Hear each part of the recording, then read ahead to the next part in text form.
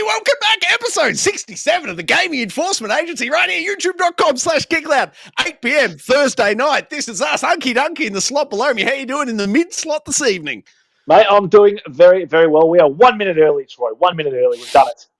Clawing back those minutes I've been late. And Bully, of course, third slot this evening. How are you, my friend? Oh, I'm doing very well. I shouldn't say very well. I've been a bit crook while I've been on leave, and sadly enough, I was that bad the other day that I was laid up on the couch and couldn't even muster putting a controller in my hand. So thankfully, I got most of my gaming out over the weekend and can throw some info at you at some of the games we've got upcoming. Great work, mate. One special shout out to yourself, sir, for running your first live Let's Play during the week. Deceive Inc., mate. That was a thing of beauty to watch. Good on you, mate. Well, I'm not sure it was a thing of beauty. We couldn't hear it was a thing of beauty. 20 minutes of it, but we got there in the end. We got there in the end, and the bonus was we won a game, so... Perfect work. Now, let me tell all you fine viewers exactly how this here show is going to run. First up, games, interrogation, and deliberation. It's the 9. Count them 9. It's the first time we've done 9 in quite some time. You're welcome. And then we're off to the newsroom. Unky Dunky, have you been kicking indoors? If so, how many? Well, I'm kicking indoors. I've got a pretty sore foot this week. There's been quite a few stories. I've got 7 on there. I could have gone a lot more, but the show was already big enough as it is, so I had to cull some. So I picked the best of the best, Troy, for tonight. Great work. Speaking of the best, third segment is the standoff. Unky Dunky, what does it take to be in the running this evening for the standoff? It'd be rude not to with Resi 4 out this week. We are looking at the most memorable Resident Evil bosses, if Troy can remember them in his inebriated state. I do my best, but I don't make any promises. And then it's time for audience interrogation / integration, depending on which side of the fence you sit. Bully, I charge you, sir, with patrolling that there YouTube chat all evening, fishing out the gold as it comes and presenting it to Unky and I for discussion. How does that sound? Oh, Bully, you're mute. You're mute, Bully. Got it up already, so anyone that wants to jump in the chat, we're ready to go. Perfect work, sir. Thank you very much. And then, of course, segment 4 is that audience integration. Any that we don't get to during the show, of course, we come back and round them all up right at the end of the show. So that's right. If you're watching, please chat along, throw your comments, questions even in that YouTube chat as we go. We'd love to speak to you throughout the show. Without further ado, let's get into it, shall we? Games, interrogation, and deliberation. First up this evening, we couldn't go past Resident Evil 4, could we, fellas? Now, I'll just quickly say before I hand it over to you, Unky, that this is my footage, and I've just finished, what's his name, Delago? The end of Chapter 3, the big whale fight, or whatever he is. I've just completed that. That's as far as I've gotten. I've loved my time with it. I've spent 4 hours getting there, and I'm sure that's probably the world's slowest playtime. But over to you, Unky, for Resident Evil 4. So I'll just clarify quickly, that boss is a giant salamander, Troy. So salamander. My apologies to all the salamander out there that I've offended. I apologize. So that's okay. Now, we're all obviously talking about Resident Evil 4. What a game so far. I know Bully's finished it, but, I get to be a lead investigator on this because I'm clearly better at it than him if he has to finish it on easy. There's no way over the weekend. What? Finished it on easy? Pump the brakes right there, Unky. Bully, explain yourself. It's not on easy, and if you stand by, I'm going to pull up the trophy off the PlayStation. I'm going to take a picture of it, and I'm going to shove it straight into the chat for all to see. It was done on the normal difficulty level. Thank you very much. Oh, I love it. Thank you, right. I'm sure he did if he didn't drop it down on a few bosses, but that's okay. That's okay. Wait, I've got a question. Bully, do we have a glitch video coming for how to play it all on easy and then flick it over to the hardest difficulty right at the end for the run down the corridor? Do we have one of those in the can? No, because that's evidence, Troy. That's evidence. There was no need. There was one that I got very close to dropping it down, but persisted through and managed to, I wouldn't say cheese the last couple of bosses because it's, as far as I'm concerned, is legitimate if you're pulling out a rocket launcher and throwing that at him. No, hey, if the game gives it to you. And it's good to see, Bully, that you're still, on air now, claiming to have been sick all weekend, just so the missus doesn't, get a little bit, doesn't catch on to you being sick, so you can play Resident Evil all weekend. That's all right. Well done. Well played. Sorry, Mrs. Bully. No, but what other game lets you parry a chainsaw with a knife? I'd say nothing. There is no game like this. As soon as you grab that knife, that is one of the best mechanics. I think we spoke about it when we played the demo for this. That we might be a bit worried about the whole degradation of the knife and stuff. Everyone hated how weapons degraded in Zelda, but I think they actually do a really, risk outweigh reward with the knife here. I think there's plenty of times and options to use money to repair it. You can upgrade it and all that kind of stuff as well. But I think that's what adds to the whole survival horror stuff. If you just had this knife that you can use all the time, already you can pretty much destroy enemies with things. If this thing never broke at all, then you'd be a one-man wrecking machine just with the knife. You'd no need to use your guns. But can I ask you, Unky, on this very point? Now, Yeah. I have thrown all my resources at fully maxing out that combat knife as my first point of order. Was that money poorly invested, or was that a wise decision? No, very wise decision. And later on in the game, you'll get the ability to upgrade it even further with its durability, and a lot of that weapons up to 5 as opposed to 3 as well. So just keep doing that, because no matter what it is, whether it's the bigger enemies coming in there later on where you can throw a flash grenade and destroy them, or you can just run up to other enemies that are flashed and then go and get sneak attacks on them with the knife as well. So that knife is definitely worth upgrading. And Tagaro, he's in the chat there, he that's his favorite thing. He went and upgraded the knife the whole way through. I know that for a fact. So but Beautiful work. Hey, Tagaro. I'm not sure what you boys were like when it came to the original Resident Evil 4. I loved that game back in the day on the GameCube. That was my question. Was it GameCube exclusive? That's certainly where I played it first, but was it only there? It was there. It was weird, because GameCube being Nintendo, this was exclusive to Nintendo's console for the first time, and then it came to pretty much everything else after that. When you say after that, were we talking years later? I don't know if it was too long, but we definitely saw it on the PlayStations and Xboxes after that, and sort of remastered versions of that as well. And obviously, we got the VR version of it more recently. I think there was I'd love to play that. Is that Oculus Quest exclusive, mate? Yes, it is. Yep. Come on, PlayStation. Before now, that was the best place I thought you could play Resident Evil 4, because that experience just far outweighed any other experience to Resident 4. The fact that you could move in the VR and shoot at the same time, which you can obviously do now in these remakes versions of Resident Evil. But this game, they just keep going from strength to strength with their Resident Evil remakes. And I think they might be moving towards a new Resident Evil 9 that actually is third person. The fact that we got the third person mode in Village, I think they might be moving towards that, because I think it is people's preferred way to actually play Resident Evil, and especially now with the popularity of this, I think this Resident Evil is probably one of the most highest grossing Resident Evils for them after Resident Evil 2 remake now. So it's just just one quick. How good's the roundhouse kick and then the knife on the ground to finish him off? I love that move. It's all those melee attacks. They're all back from the original game, where you can shoot him in the leg and you can do full suplexes over your shoulder. You've got the quick knife attack as well with the melee attack, and they feels a little Frank Westy. Yeah, it does. It does really, and the physics I think are really good on what make this combat fun. Is you knock anyone and they knock other people over as well. I think that's what the core of this game is so fun to play. It's just those common encounters, the way you can use different weapons. For a weapon that I slept on initially was the crossbow bolt weapon, but then when I realised you can pick up any bolt you shoot him in the leg, do your melee attack, and if those enemies die, you get your bolts back. I didn't know that. The only way you lose those bolts is if you attach the the mines to them. So once you get the mine thing, you attach a mine to them, and it becomes almost like shooting a grenade. It sticks to them, and then it blows up. So you can do massive damage with that weapon. So I've been, ever you're running low on ammo, you just pull this thing out. And do I need to button to pick it up, or just running over it auto picks it up? Well, it's weird, because I saw a video where it had auto pickup, but I can't see anything in the menus that says you can have auto pickup in this. I've been hitting X to pick up everything, so including bolts from that weapon. But I have to give props as well I've got this on PS5, and for the main reason was that DualSense feedback. I think this is one of the best implementations of DualSense feedback that we've had since Astro's Playroom. I think the way you feel the footsteps in your controller, the way the triggers work aren't too arduous. A lot of these games, sometimes I think the trigger pull is a bit too much. When it comes to that, it can be really bad for your man hands, Troy. Well, this footage is off the Xbox Series X, where I've been playing it with the old Elite Series 2, and my fingers have been thanking me for it. Nice. But I just enjoy even just the sound effects that come from the controller, just the sounds of the ammo reloading and the voice, the video stuff coming through from the other NPCs comes through the controller. It just adds an extra bit of immersion, I think, for the game that you'd sort of be lost on the Xbox. So I have to give props to that, because, yeah. Look at Bully. He's Googled someone else's screenshot that he's used Photoshop. I think that's what he's been doing. We'll just go one back to... that's Bullies. Yes, there we go. Hey, well done, Bully. Not all of us have had time this week to finish.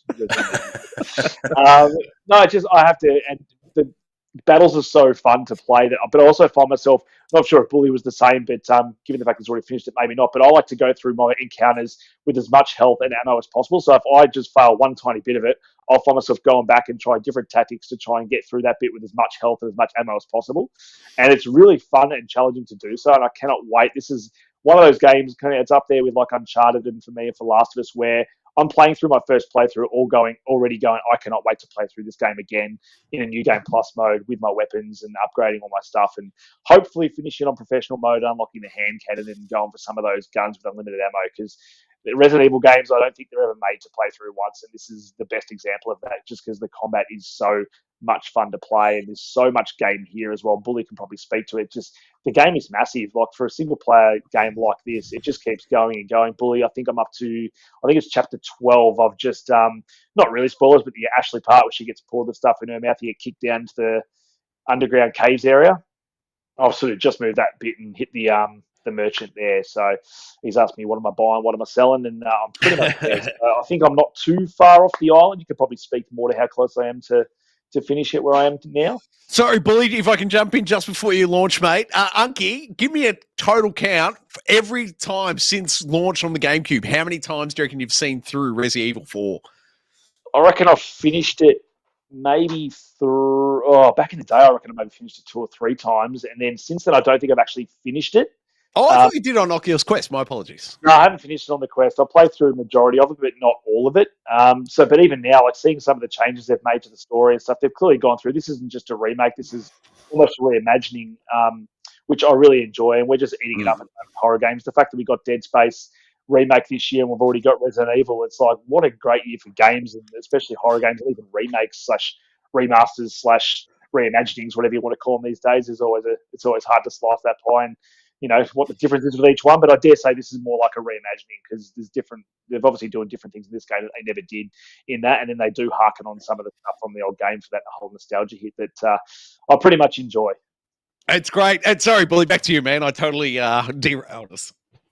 No, that's right. I think there's 16 chapters, so you're about 3/4 of the way there, Unky. So a little bit to go, but it's funny because some of the chapters are like, they're generally about an hour to an hour and a half long. Some are a little bit shorter, but that's sort of basically a time frame. And I think there's 16 chapters. I think I was about 18-ish hours on the total playthrough on the run. So I probably haven't gone to quite the extent that Unky's gone, but it's funny when you talk about conserving your ammo and your health and that sort of stuff. It's almost perfectly put together and paced, and the way where you pick up your ammo, or where the ammo drops are, and that sort of stuff, is that so often you'll find yourself going through a level and you'll be down to your last couple of bits of ammo and going, oh, do I need to craft some, or can I sort of push through? And if you push through, and unless you're spraying shots left, right, and center, generally they give you just enough ammo and a little bit spare to get you through where you need to get through before you get your next. Was that a slight jab at my footage? Missing shots left, right, and centre? I didn't even look at your footage. I'm forever missing shots. Sorry, mate. No, that's right. So I actually found it like it made it more tense. I found, because you'd be.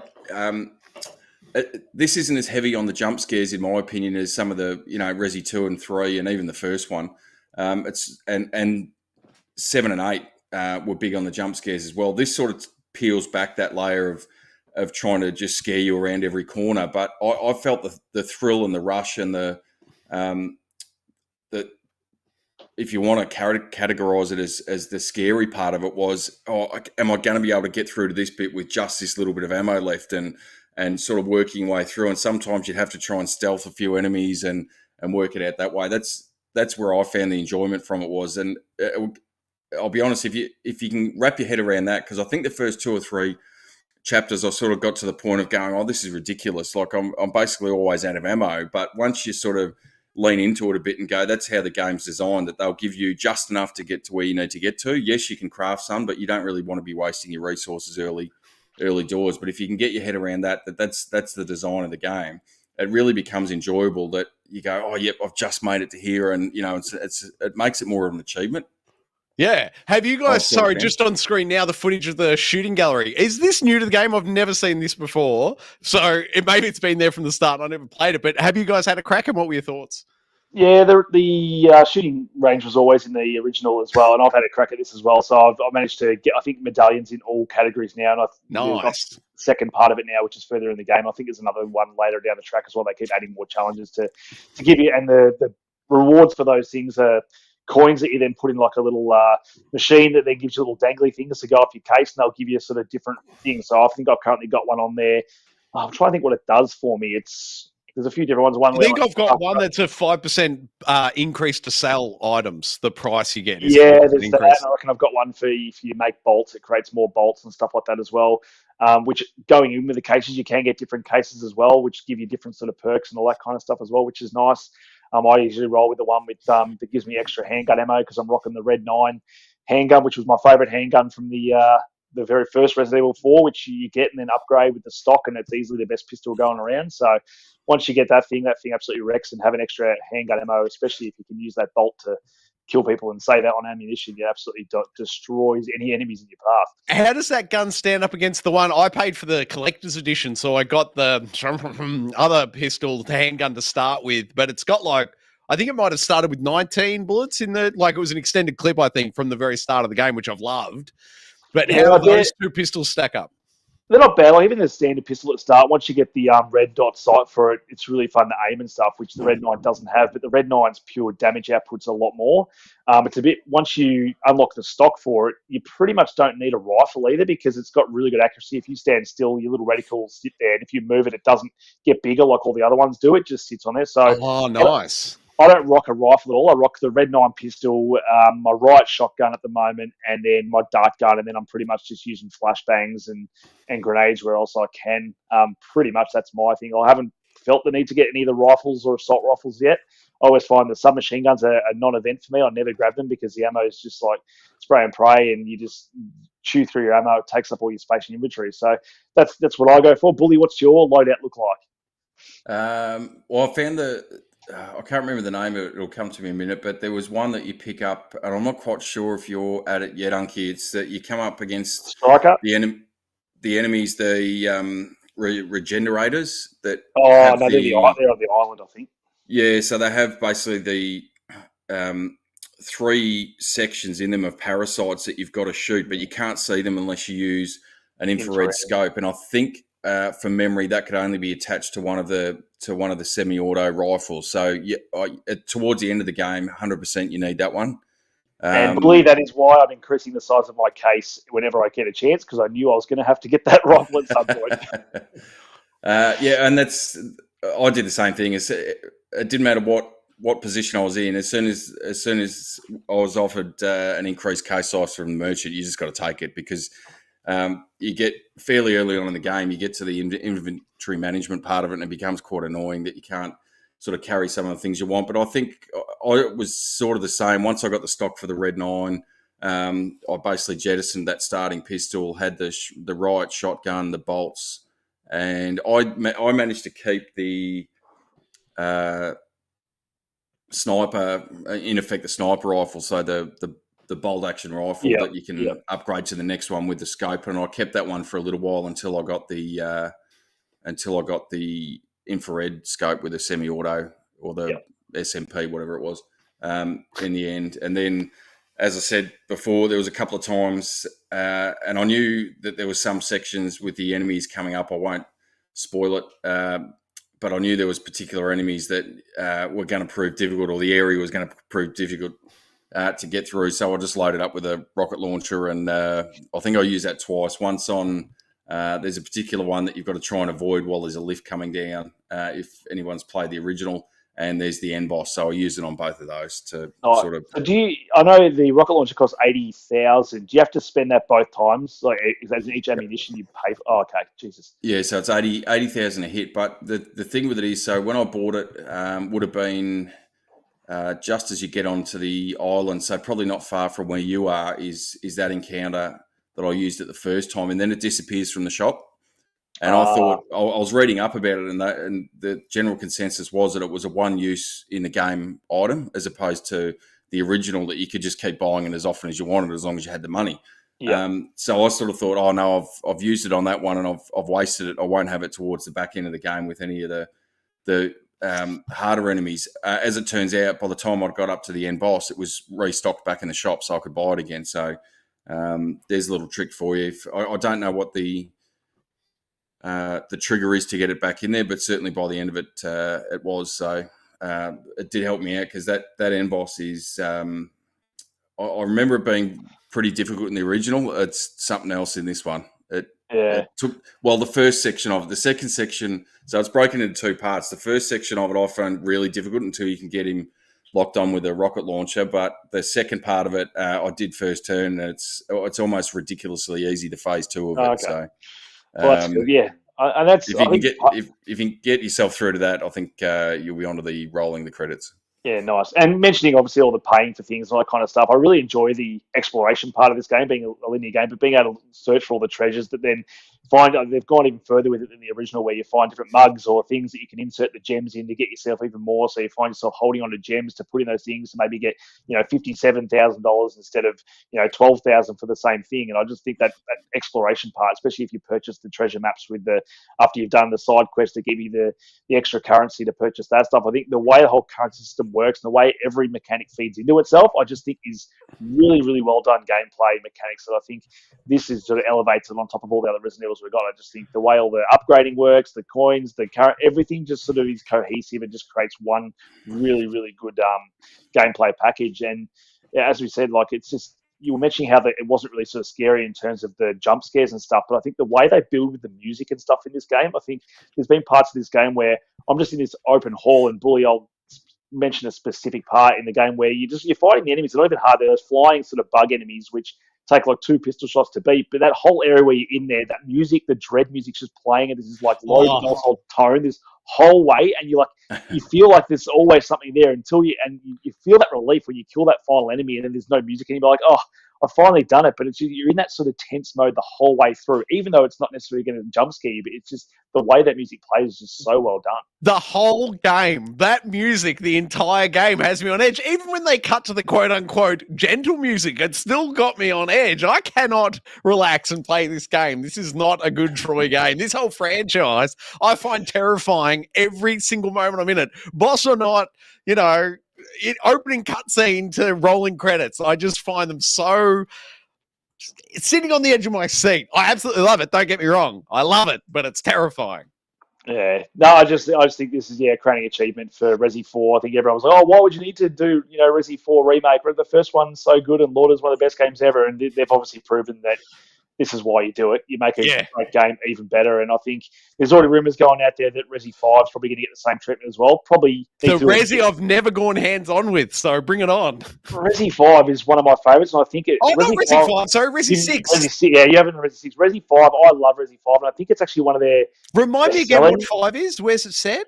5's Chris Redfield, and it's set in Africa.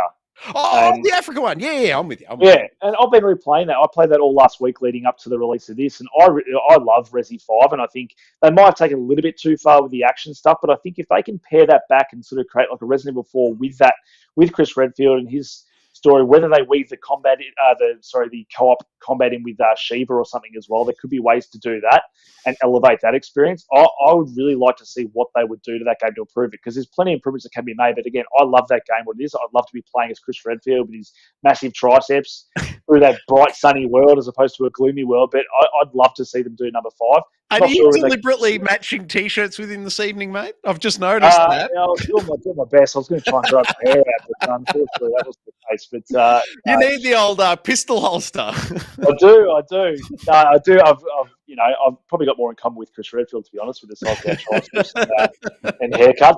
But I cannot wait to see what these guys do next, because the cadence they've got going at the moment with releasing a new Resident Evil, then going back to a remake, then going back to a new one. So I think we'll get number 9. And as I mentioned earlier, I've got a feeling whether we get an option to go first person or third person, or they go straight to third person. Now, I'm not 100% sure, but I hope they include both modes as standard moving forward. But my question for you, Unky, is this, and Bully, do we think, are they going to release one for Halloween this year?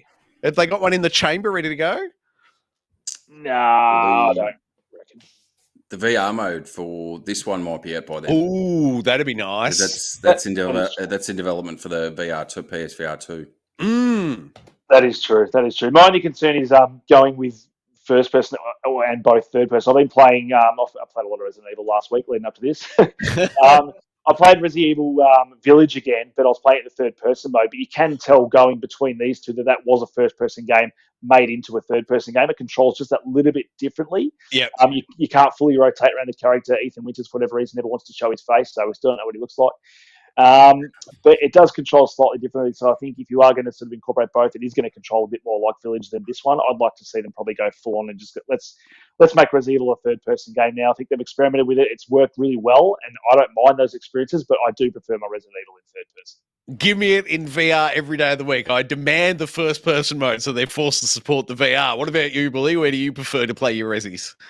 I prefer the third person as well. I think, as Unky said, they've shown over these remakes as to what they can do. Yes, 7 and 8 were great as well, but I just don't think they're quite up to the same standard in terms of doing Resi 8 in the VR. A little bit. I enjoyed it for the atmosphere, but it's a little bit clunky with trying to reload your weapons and aim your weapons and that sort of stuff. I just found it a little bit clunkier than what it probably needed to be, but I suppose that's just part and parcel of VR. Sometimes is that you do get that. But it was interesting because I was reading something the other day that the rumour going around is that Resi 9, when and if it releases, is they're going for third person. So they're going back to third person. So that's the rumour that's coming out as of only a couple of days ago. So hopefully that rings true because I think it's probably one of those things. I was big Xbox 360 and probably not so much PlayStation 3 over that generation. But since coming back onto the PlayStation in the PS4, the third person games have really that's my go-to now. Essentially, that's when you talk about your Uncharted's and your Last of Us and those sort of games, the third person and style is really where I enjoy playing it as opposed to first person, which is what I'd probably spent the previous 10 or 15 years playing through. So the more third person that they put together, the better as far as I'm concerned. I think it plays better, it looks better, and you get a bit, as funny as it sounds not being in first person, I think you get more out of the character movement and you feel more involved with the characters, movement around the screen if it's in third person, as funny as that probably sounds. You're not just talking about Postal 4, are you? In first-person mode, not looking great, are you? Well, I think we need to go back to that. All right, guys, let's wrap up our thoughts on RE4 with a score. Where are you blokes sitting?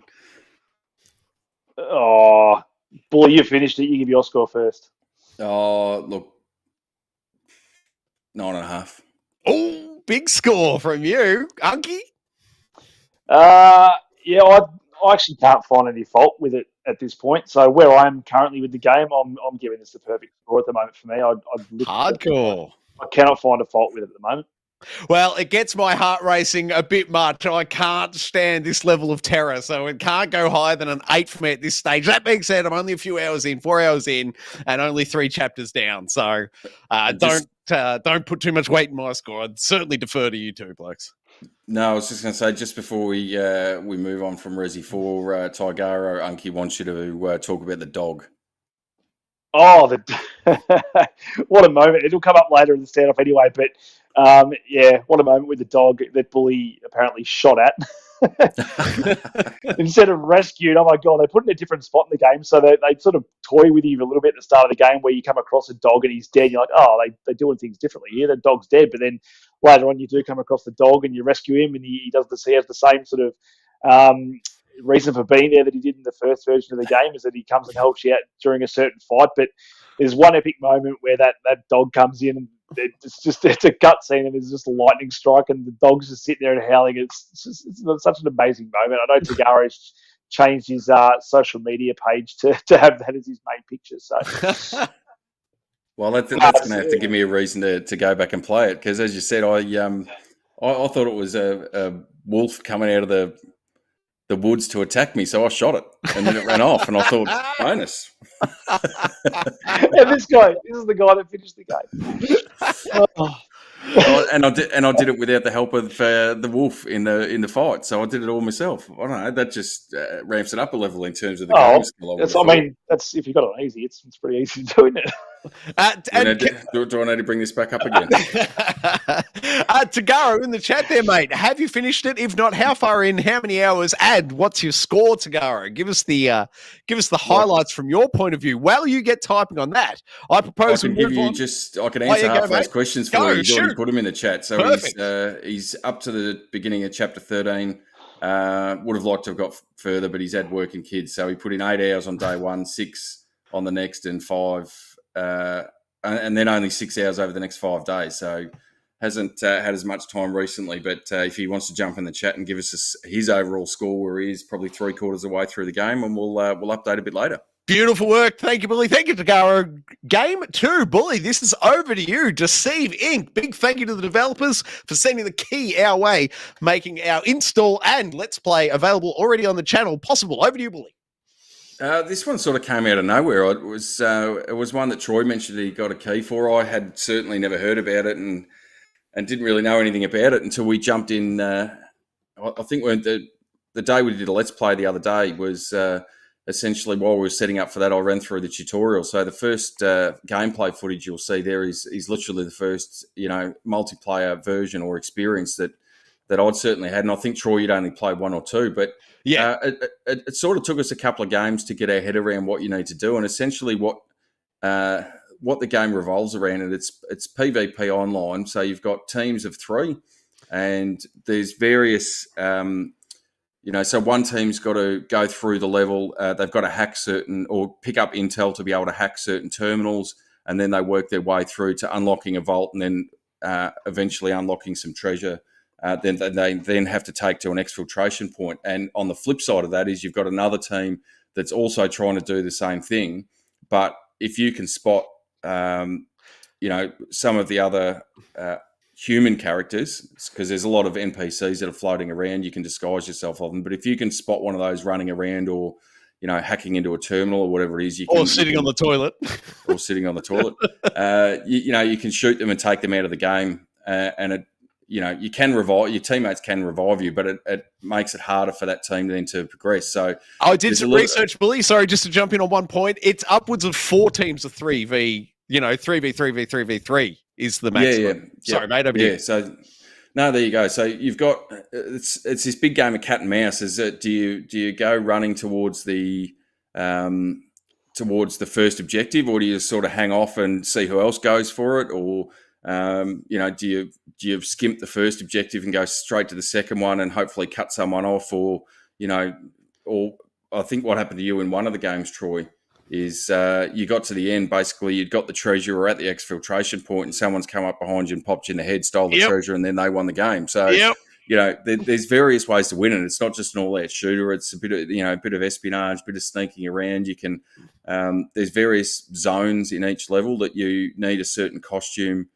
to be able to be in. So there's areas where only guards can go, and there's areas where only technicians and stuff can go as well. And I found it really enjoyable for the time we played it. It was certainly something very different to anything that I've seen online in terms of a PvP game as to the objectives and how it plays out. And it was really exhilarating when you do. I think if you have a chance to go back and watch that live stream we did, that last game we played, where we get, we're the ones that got the treasure and then have to race to the exfiltration point, and then you've got to wait until that sets itself up and you get taken out of the level and win. And it's, that bit of excitement and adrenaline that you get while you're going through that process and getting to the end of the level, that hopefully someone doesn't try and take you out and you can get the win. But as I said, came out of absolutely nowhere.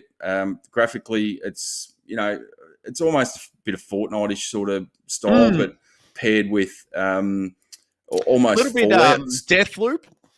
Oh yeah, a little bit of Deathloop. I would have gone almost maybe Fallout-ish. So like if you could imagine Fallout before the bombs dropped and what it was all like with the computer terminals and all that, I think it's got a little bit of that in it. I like the art style and and the graphics that go with it. And the gameplay was, I think it was really enjoyable. I'd be more than happy to jump back into some multiplayer games. I don't know how much value you'd get out of it if it was just, yourself sort of plotting around. But certainly if you can get a team of, even one other person to play with, or if you can get a team of 3 together, it's certainly well worth a look at. Is it just multiplayer, or can you play with bots?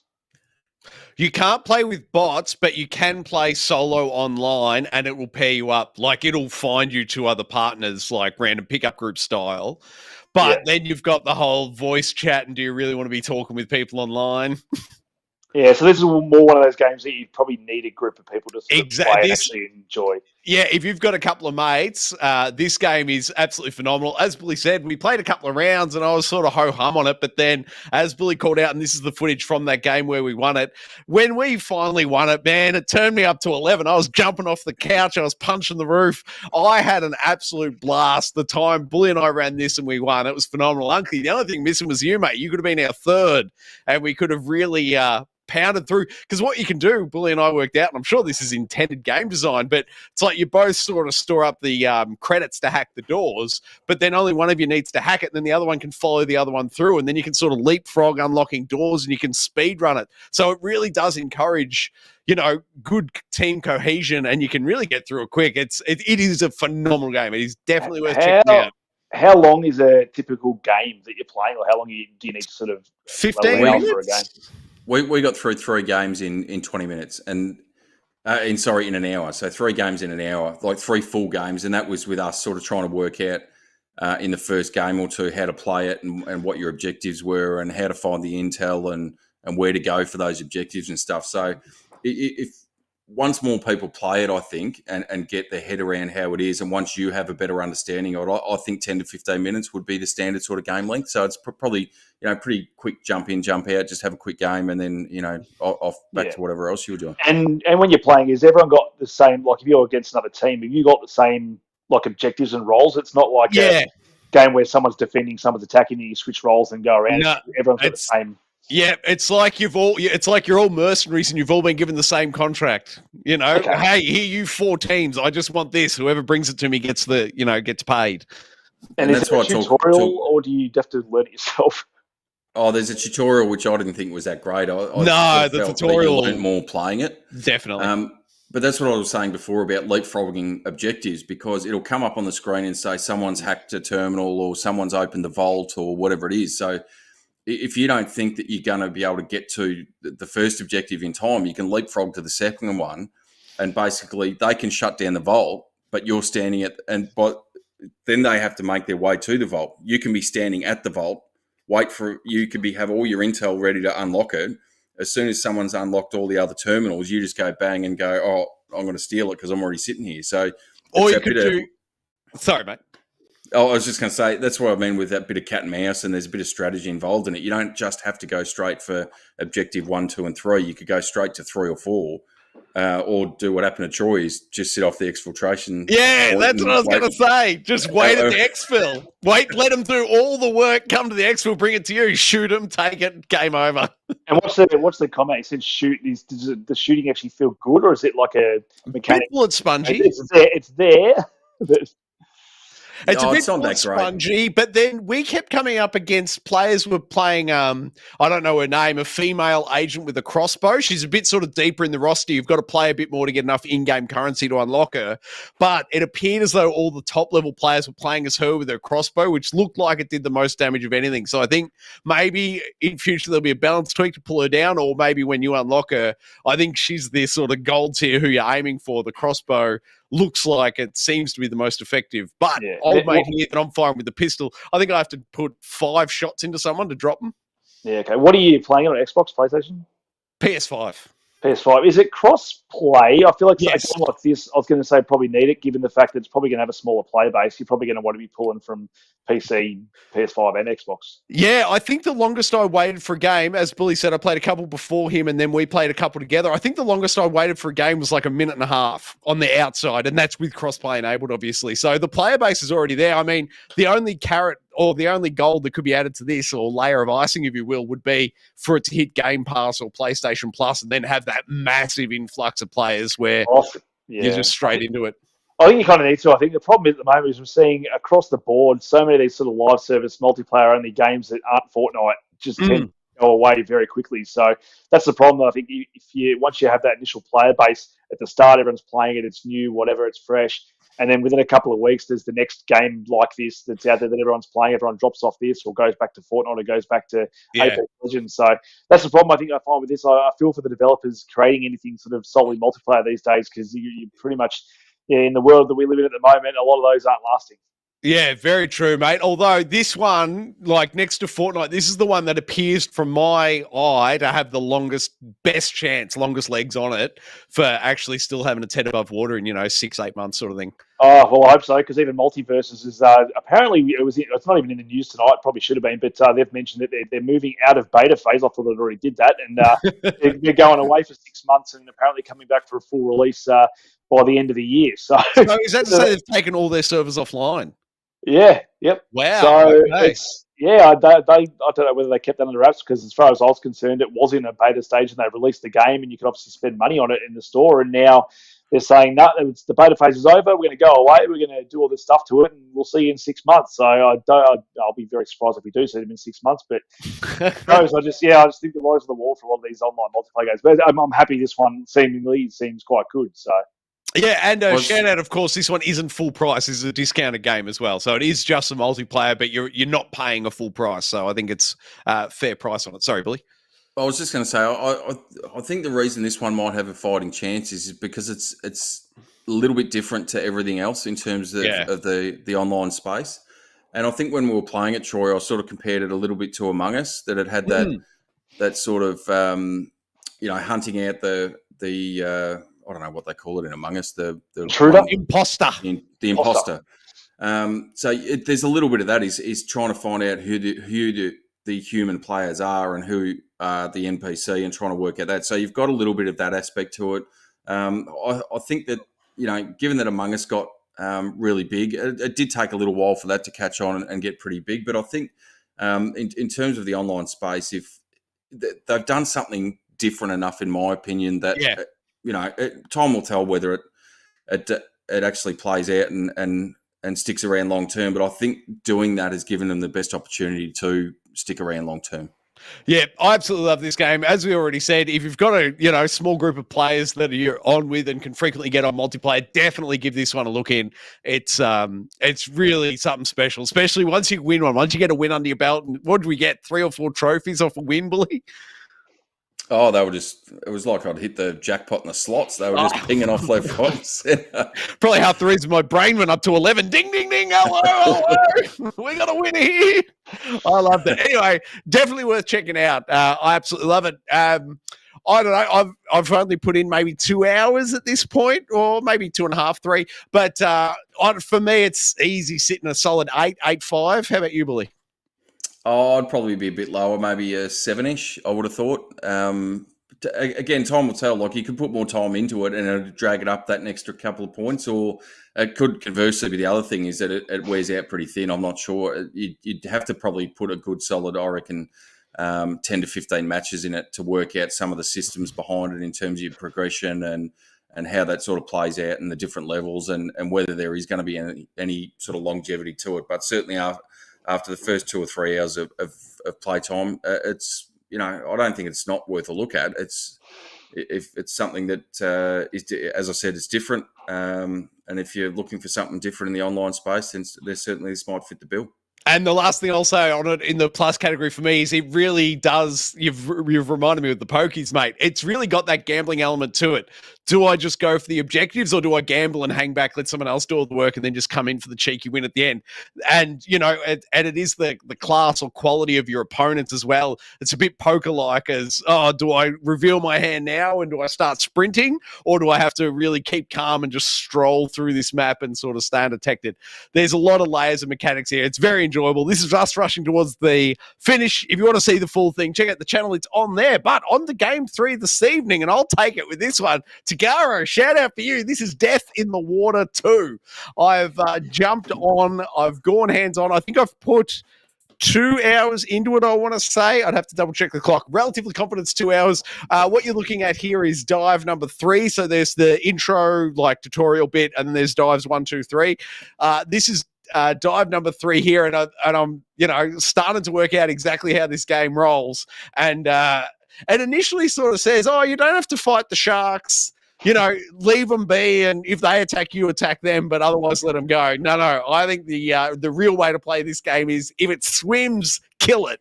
Because it's got this mechanic where they say, like, okay, like, here's this shipwreck and there's 3 treasure chests in or around the shipwreck.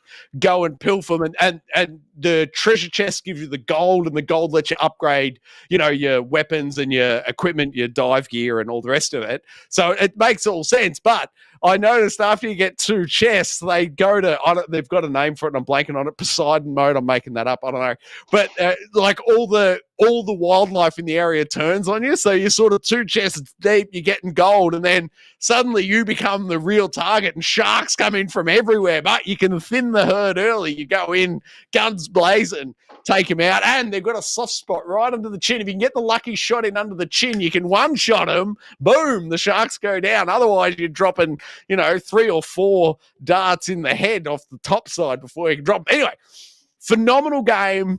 I love the underwater mechanics. I've been snorkeling a few times, or diving, sorry, is the word I'm looking for. I've been diving, and it's true to life. It feels like it's got that underwater, slow, sluggish feel to it. Like, and after you've shot, it takes a bit of time to reload. Not that I've ever shot a harpoon gun, but I can appreciate underwater trying to load a harpoon gun would be an arduous task. It's not like, you're in a Call of Duty and you just flipping out mags on an AK-47 without water resistance. There's a bit of time, and that adds to the terror. I got to say, this invokes my fear of drowning. It invokes my fear of being shark food at some point. I don't like this. Like, Resident Evil has me on edge, but I'll always go back for more. This game is so terrifying. I'm not sure I'm going to be able to man enough to go back and finish this. I've done, as I said, the first 3 dives. I love what they've done. They've implemented beautifully. Shout out to the development team. Name I'm blanking on, but it's only 2 people. This whole game's done by 2 people.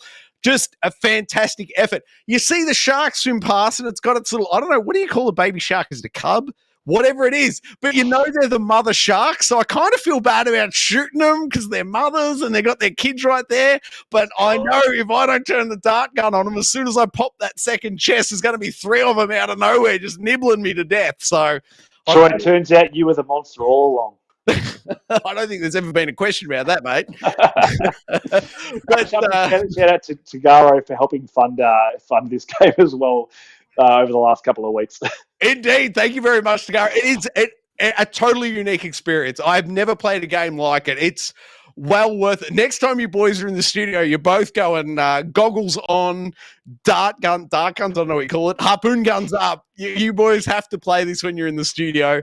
You get the audio cranking. It's terrifying. And that slow water resistance move when there's a shark circling and you can't quite see it, it's absolutely terrifying. I love the game, but I'm just not man enough. I don't have the balls to be almost drowning in shark food. I can't handle it. It puts me on edge. I should say I do like when he looks down, you can see his flippers moving and swimming and stuff. That's with a 2-man team, you can easily get away with not having any body at all when you look down. But the fact that his flippers are all going, his legs going, it's a nice little touch there. And the turning circle and everything, like, they've got the movement in this matching underwater movement in real life, like better than half the first-person shooters I played, just running above ground, even not holding a gun, but just running above ground, holding anything. That's got a certain feel to it that so many games don't even bother implementing. But this game feels exactly like swimming underwater, and everything's got a slow, and there's a long arc to turning, and it's absolutely brilliant. I love it. I'm just not man enough to finish it off, I don't think. So, G.E.A, thank you very much for, as Unky said, funding the purchase of the game, giving me a very unique experience in gaming. I've never played anything like it. I truly appreciate it, man. Thank you very much for the recommendation and funding it. It's been a lot of fun, an eye-opening, terrifying experience, but I'm not sure I'll be going back. Unky Dunky, Bully, any questions? No, for me, I just T-Garo just mentioned in the chat that Lighthouse Gaming is the studio that developed this game. Perfect work. Thank you, T-Garo, for the assist. Bully, any thoughts from your side? Oh, I just in the chat with Tagara there. It actually does look. It does look like a pretty decent looking game for Yeah. a studio of two, as you said. And I didn't. Did you mention? Is it VR? I might have missed that at the start. Can you? No, it's not VR. Oh, okay. That's all right. I don't think I could yeah. handle it.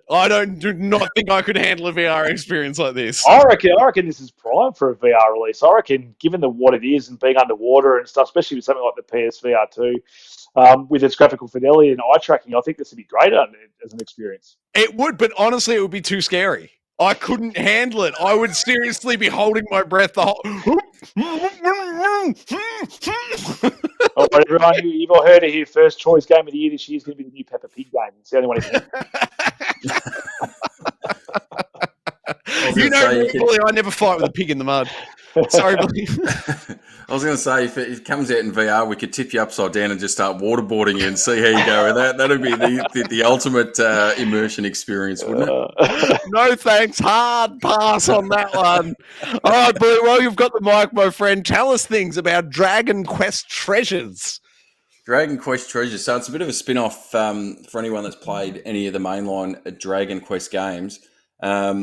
Which I was talking to Unky about before. So the mainline games, Japanese role-playing game, very JRPG, I should say, in terms of the storytelling and the atmosphere and just the way they're put together. But this is a spin-off of that. It doesn't have the traditional turn-based combat that you'd normally have in a Dragon Quest game. It has more of an action style combat where you're utilising some beasts that you sort of, in essence, capture. So it's got a little bit of Pokemon, I guess, to a degree, but you're also fighting as well. So you use them to fight, you fight alongside them, and but basically the premise of it is there's a brother and sister. There's a bit of a backstory to it, which I won't go into here, but in essence, you've got to go around this particular island finding, funnily enough, treasures.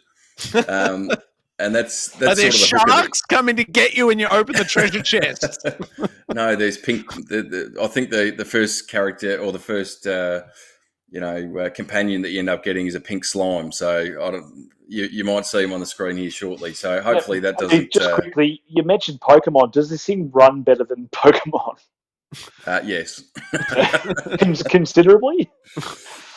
Well, I have to say though, I have seen some of the nonsense with Pokemon. I never experienced. I don't know whether you got any of the clipping and the frame rate issues and all that sort of stuff, but I certainly didn't. But this game certainly runs pretty well. It is, it's got that Japanese anime style to it, which is sort of traditional for the Dragon Quest games. Anybody that's played any of those games will instantly recognise the style and the characters and even the enemies that are.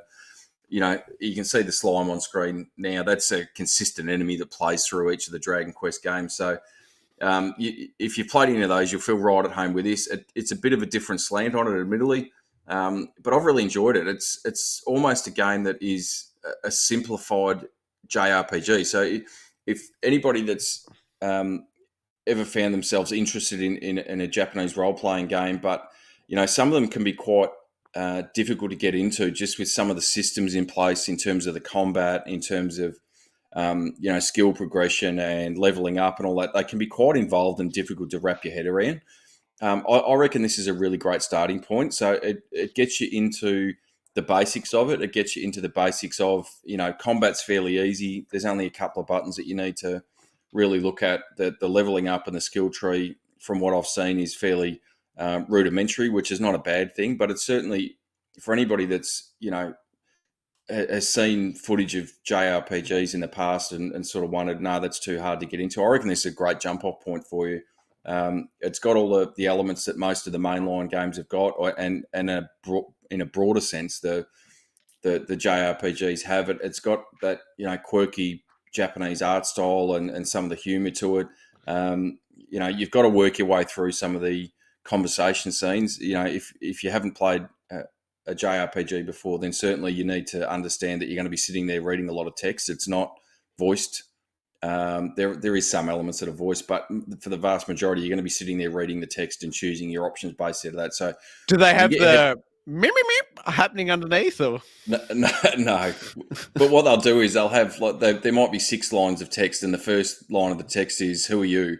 and they'll voice the "Who are you?" and then you just have to read the rest of the text. Yeah, right. And do you need to be familiar with the rest of the Dragon Quest franchise to get into this, or could you just start here?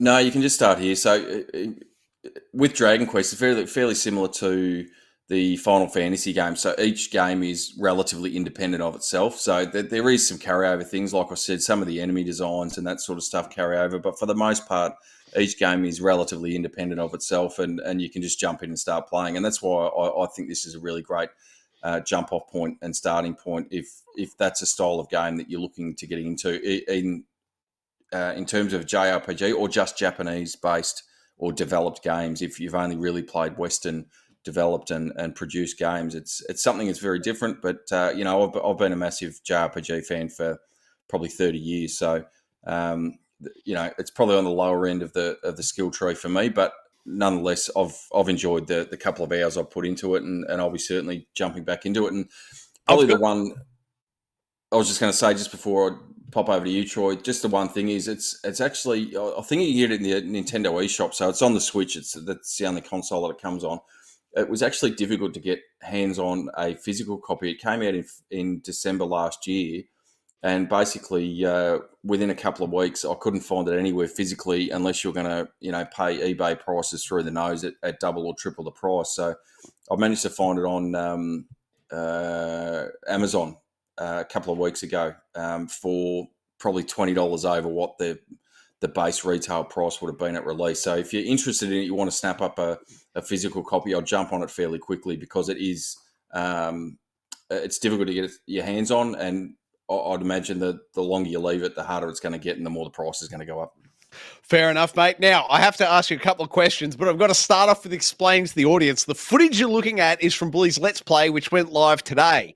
And I know it went live today because I tried to ask my son a question just after the premiere started, and he turned to me and he said, "Dad, be quiet. I'm trying to listen to Bully." And I thought, that's it.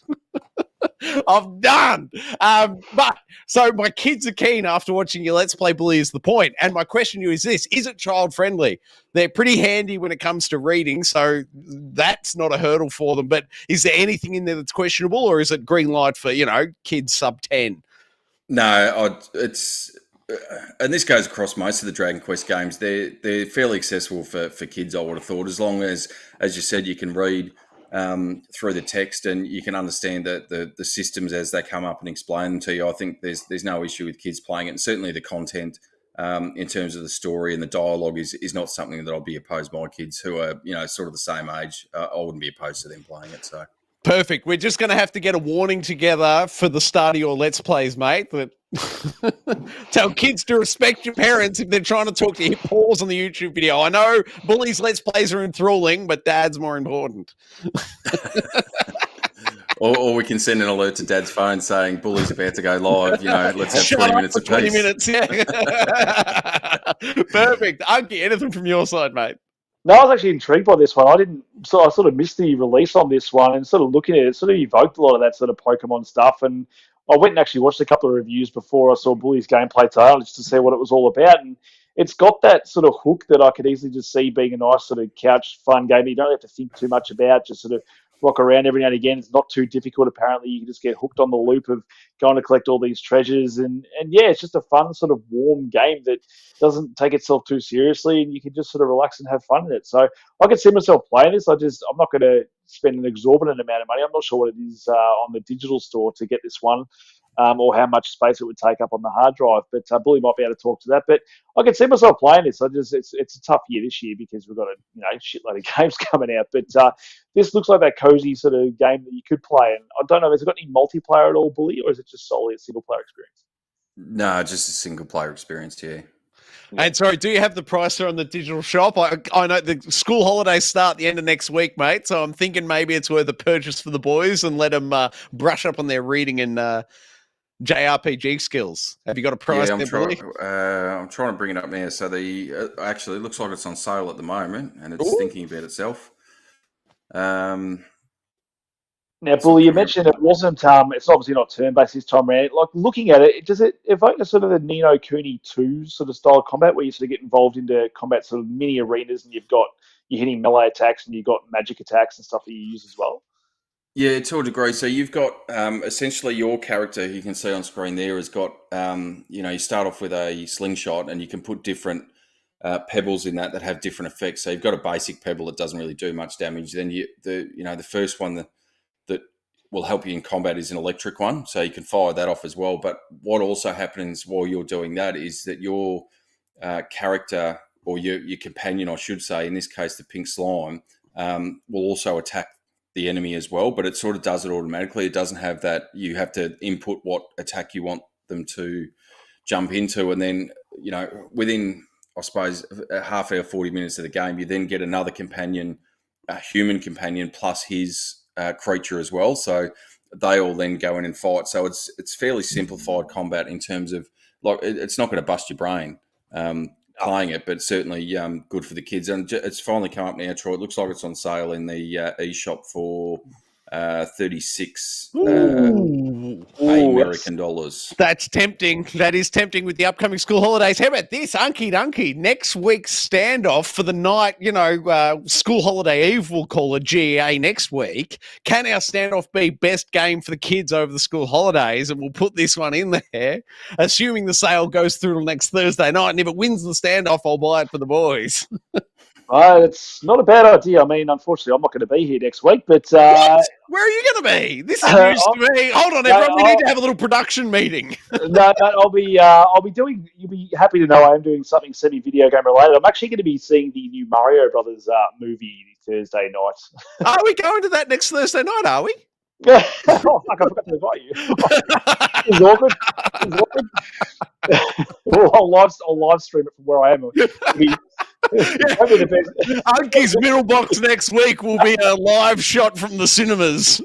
Just popcorn getting emptied. I look forward to being claimed on that episode. a little bit.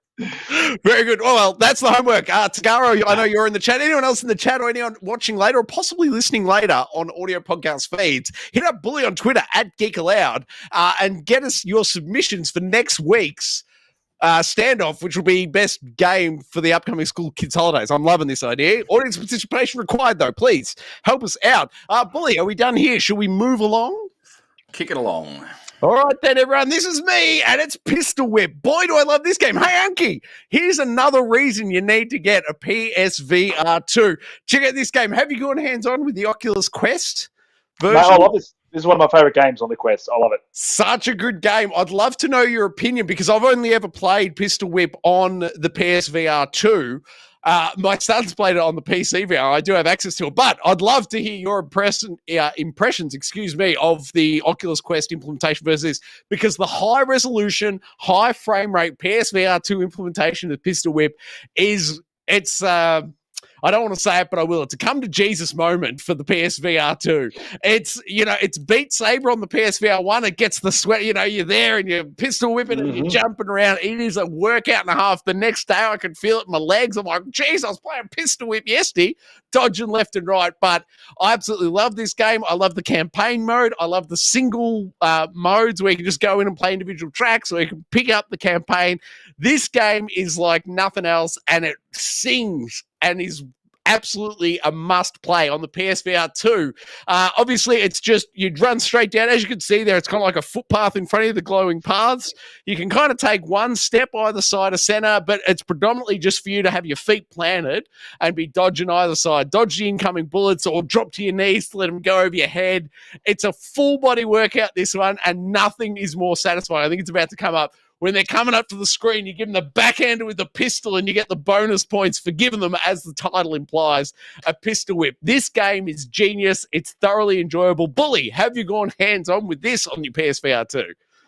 Oh, I haven't gone hands-on with this one, but it seems a bit much for me, Troy. Even with the PSVR, I like to sit on just neatly on the end of my couch with the headset on and the controllers. And that. No, you got to get into it.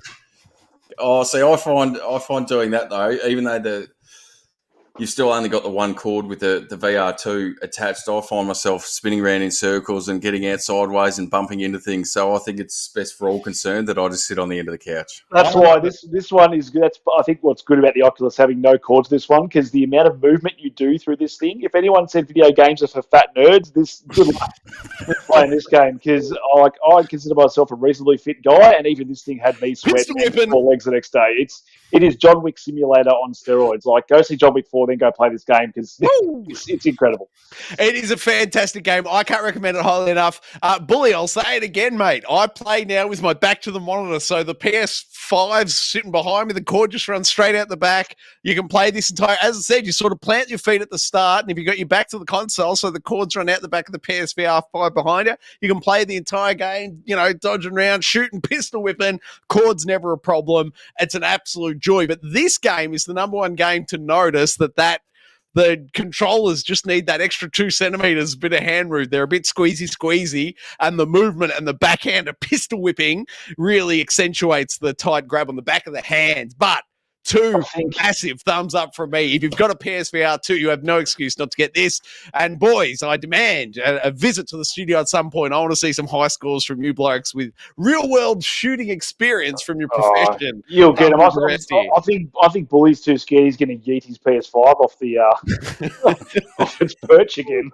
Come into the studio, mate. Give mine a tug off the bloody shelf and watch it fall. That way, it's not going to cost you a dime, but we can get some awesome footage from the channel. No, well, I've well and truly learnt my lesson, because for any of the listeners or viewers out there, I tried to reach the cord, which is probably about, I reckon, 20 centimetres too short from my PS5 to my desk set up here with the screen to try and do some capturing. And as I was trying to just eke it across, bang, comes down the PS5 off the 1.5 metre shelf. Thankfully, it survived, but I've learnt my lesson, so I sit on the end of the couch and be a nice, good little boy. Don't move around. Great work. I love it. Now, Unky, tell me, has this game, look at it running beautifully. Can you tell it's in extra high resolution, higher than your Oculus Quest? Just looking at this footage now, is it obvious to you? Mate, just so I don't get jealous, I'm actually watching the YouTube stream here in really low quality, just so it looks good to my Oculus. So no, maybe I will go back and watch it at some point. But no, I could definitely see myself playing this in PSVR 2. And you know what, birthday's coming up soon, Troy. So you know what, I might just have to get a PSVR 2 for my birthday. I love it, mate. Before then, feel free to come around and play it here. But we'll move on this evening. That's enough of the PSVR 2, Unky. Only kidding. Over to you, Billy, for GT7 in PSVR 2. Oh, that's it. He's gone to purchase. Unky's off to make the purchase right now. He's gone to beg the missus. Did she say no that quickly? Pretty much. I didn't see it, but I'm assuming a shoe just flew down the corridor at you, was it, Unky? No, Get back into your box. I got the right hook to the nose. Pistol whip. I need the PS5. No, bang, get back in there. I'll keep this short and sweet, because GT7's been out for 12 months now. Yeah, if not a little more, maybe. And it does look like, playing it just as is, it's a fantastic looking game. And I've never really been massive into racing games, and haven't been for a long time. But putting the headset on for this, it is something else. Being able to sit in the cockpit of the car, each car that you get into has a different interior set up with the dials and the steering wheel, and you can look around at the seats and all that sort of stuff, to the point where it's got me that excited. I've actually, I'm going out tomorrow to pick up a force feedback steering wheel and set of pedals. That you will not be disappointed with the old, what is it, the Logitech G29? G29, yeah. So you hear that, Mrs. Bully? He's buying something else. She already knows, man. She already knows. We're about to see a live pistol whipping, ladies and gentlemen. What's that out the side of the screen? Oh, no, that's not a shoe coming down the hallway. And I just want to quickly shout out to this footage here, because I didn't even notice. This is my footage that I captured today, and I'm blanking on the phrase, Billy, help me, where it tracks your eyes and then it puts the bit you're looking at in the highest res in the PSVR 2. What's that called? Just the eye tracking. Eye tracking, thank you. It does the eye tracking to do the enhanced rendering exactly where you're looking. But watching this footage back now, I'm noticing I'm looking at the, the tacho, and it's not in focus. But when you're playing and you look at the tacho, it is in sharp focus. So it's phenomenal to me now to watch back at this and be looking not where my eyes were in the unit and say, oh my God, it really does go low res when you're not looking straight at it in the unit. But when you got when you're in the unit and everywhere you look is pristine, high quality. This footage doesn't know justice. You've got to go eyes on. Unky, come into the studio. We've got another game for you to try. I will, but I'm more concerned. I think you just asked what the eye tracking thing was called, and Bully responded with eye tracking. No, my finger nowhere near the pulse. Who would have thought? What's the thing that tracks your eye? Nailed it, Bully. Nailed it.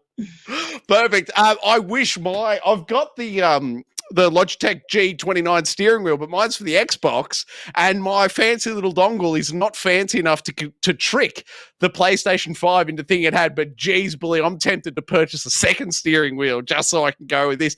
This game is gosh darn eye-watering. I don't know. I'm missing phrases here, but this game is something else. You've absolutely got to check this out. Eye-trackingly awesome. I actually really would enjoy playing this. I think this is one of the experiences that I think PSVR2 is probably made for. I think having being able to sit in the cockpit of the car, especially with the steering wheel, and not just rotating the joystick, but to be able to actually look around you in the car and just sort of see and look in your rearview mirror. I think that would really hone that experience. And the fact that most of your gaming you're doing sitting down anyway, the fact that you're then in that cockpit of the car, I think that would really elevate this game. It's so immersive. And I can tell you, it promotes good posture, because if you start slouching while you're gaming, that dashboard raises and you're, oh no, I've got to sit up straight, so I'm looking over the steering wheel. I'd love to get a couple of phone books underneath you, Troy, old lady style. Perfect. It's funny you say that, Unky, about the being able to look around, because one of the big things with the Gran Turismo games is the license progression and getting your license. You have to do these tests, and one of the first one was the acceleration, basically a straight line acceleration, and then brake within a certain area at the end of the track. And the quicker you can do it, the higher, whether you get a bronze, silver, or gold. And the reason I mention it in terms of looking around is that's how I was judging how close I needed to get. So I'd go, all right, I'll look out the driver's side window and say, okay, when I hit this sign, that's when I'm going to brake this turn. And then go, oh, hang on, no, I stopped too short or too far into it. So you'd replay it again and go, and then judge your braking based on where you're looking out the side, as opposed to just trying to gauge it as you're doing it from whatever view you normally, play GT7 in. So just even little things like that just make it an entirely different experience. They do. And quick shout out, we just saw it then. There's the VR showroom where any of the cars from your garage, I think you can do it any cars in the shop as well. You can go take them to the showroom, and it's an incredibly slow man. I wish they'd increase the acceleration, but you can slowly walk around the car and look at it in the, 4K res detail in VR, and it's phenomenal, that showroom. And also shout out to today's time trial online game mode is racing remember in Back to the Future, what is it, the V-dub that they shoot him at the Twin Pines Mall at the start? You got that, you're racing around a track in the slowest car ever, but it handles like a bus. It's phenomenal. I absolutely love it. Anyway, sorry, any final thoughts here, or should we move on and get off the PSVR 2, because I can see Unky's wallet crying in the background? No, the only thing I wish the Microsoft Flight Simulator wasn't stuck on the Xbox, because I could see something like this being amazing on the PSVR 2 if you got to fly airplanes. That's all I want to say. That would be epic as well. Bully, any final thoughts from you, mate? No, let's jump off the VR. Oh, no, wait. Oh, look, everyone. It's the Hollaback Girl fight from, what was it? Horizon Call of the Mountain.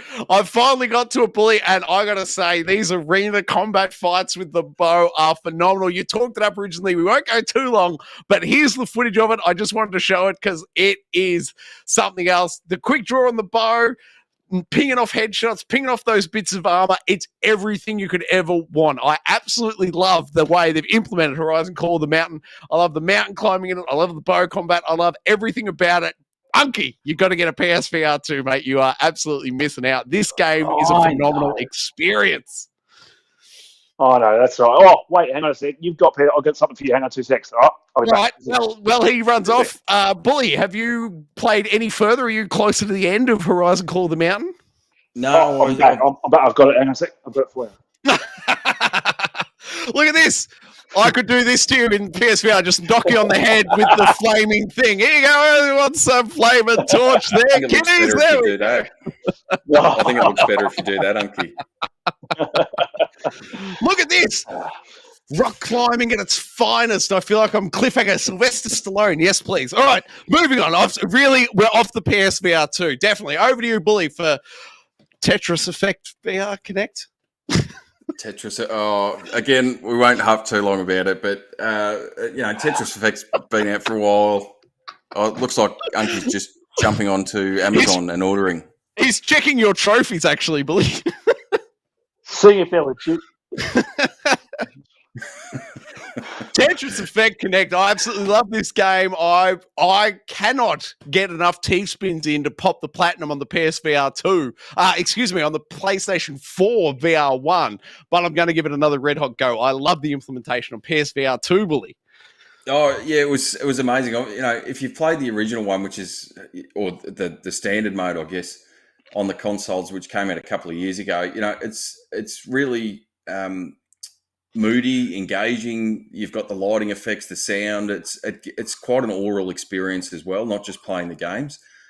Playing it in VR just ramps it up into an entirely new level. And I'm pretty sure it's on the original VR, but I never played on that. I jumped into it when they did the VR2 upgrade, and it absolutely amazing. You can see on the screen, and there's no way you can do it justice without actually putting the headset on and having the headphones in, and the rest of the world's blocked out, and all you've got is the sound coming in, and it starts off really low, it works its way up, and at the same time you've got the visual effects in the background that sort of start off, as you can see on screen there, they start off sort of dark and a few bits of colour and splashes of colour, and the more that you play it and the higher level you get to, the more the audio cranks up and the more the visual aspect of the background cranks up as well. And it's Tetris, it is what it is. It's an old game, came out on the Game Boy at release, which funnily enough was Sean Games reminded me yesterday. It's coming out tomorrow on Apple TV, the Tetris movie. But playing it in VR with all of those different aspects added in is just something completely different. And again, I'm not here to harp on, and tell people to buy a PSVR 2. Aren't we? Well, I think at this point we might be. I think we're certainly telling Unky to buy it. What's he doing there? He's ordering. He's ordering. Yep. No, man. I'm actually playing another game. I'm playing Doom. Oh, is that VR or? No, it's on mobile devices. You'll hear about it soon. Is that all? Is that's all we've got? Is mobile devices in the house, Unky? No, but it is next on the list. All right, let's move on. It is brilliant. And next on the list, Unky, beautiful segue. It's Mighty Doom. It came out this week. Oh, I've hit the absolute wrong button and I've killed our layout. That's not good. Stand by. Someone vamp for me for a sec. Between Bully muting himself, Troy nerfing the whole show. This guy in the middle is the only one holding things together. And Unky with no PSVR, what hope have any of us got? I know, right? I've resorted to mobile gaming. What the hell? That's all right. I only installed that game just for this very moment. I don't actually play much of it, but it seems pretty cool. I'm sure Troy will tell us more about it watching this video. I sure will. Sorry, guys. I'm just fixing the layout. I won't be long. I don't even know what's going on anymore. We might as well check the footy scores. Bully, while we're at it. Well, we could check the footy scores and what's going on in that YouTube chat, Bully? Ty Garo's telling you stop ordering food. You've had enough. You should still be full for lunch. Well, yeah, he can talk. He got us the biggest bloody pork rolls I've ever had. Yet Tagara couldn't even finish his. All right, enough of food. This isn't a food. This is a video game podcast. Let's talk about what is this? This is Mighty Doom, and as you can see, I've fixed the layout. You're welcome. This game came out this week. I could be wrong, but I think it's still in beta. available definitely on Android. That's what you're watching here is my footage on Android. Do either of you blokes happen to know if this is on iOS? I'm not sure. Yeah, No idea. I'm on Android as well, mate. So, but I think it's across all platforms as well. Yeah, it's all mobile devices, yeah. Beautiful. And so it's the implementation of the modern Doom. They've got the glory kills, and that regenerates your health. And then it's got a lot of the standard mobile trappings. There's a lot of, daily login bonuses, daily quests, random loot boxes, although I don't think they're even allowed to call them that anymore, but that's certainly what they are. But a fun little game, one joystick in the middle. You can, you move there, your bloke runs around. You just want to avoid fire. And then you got your extra weapons on the side that slowly take time to build up. But you got a rocket launcher that unloads pretty quick, or your second slot you can put other things in there, but I rock the rocket launcher in there.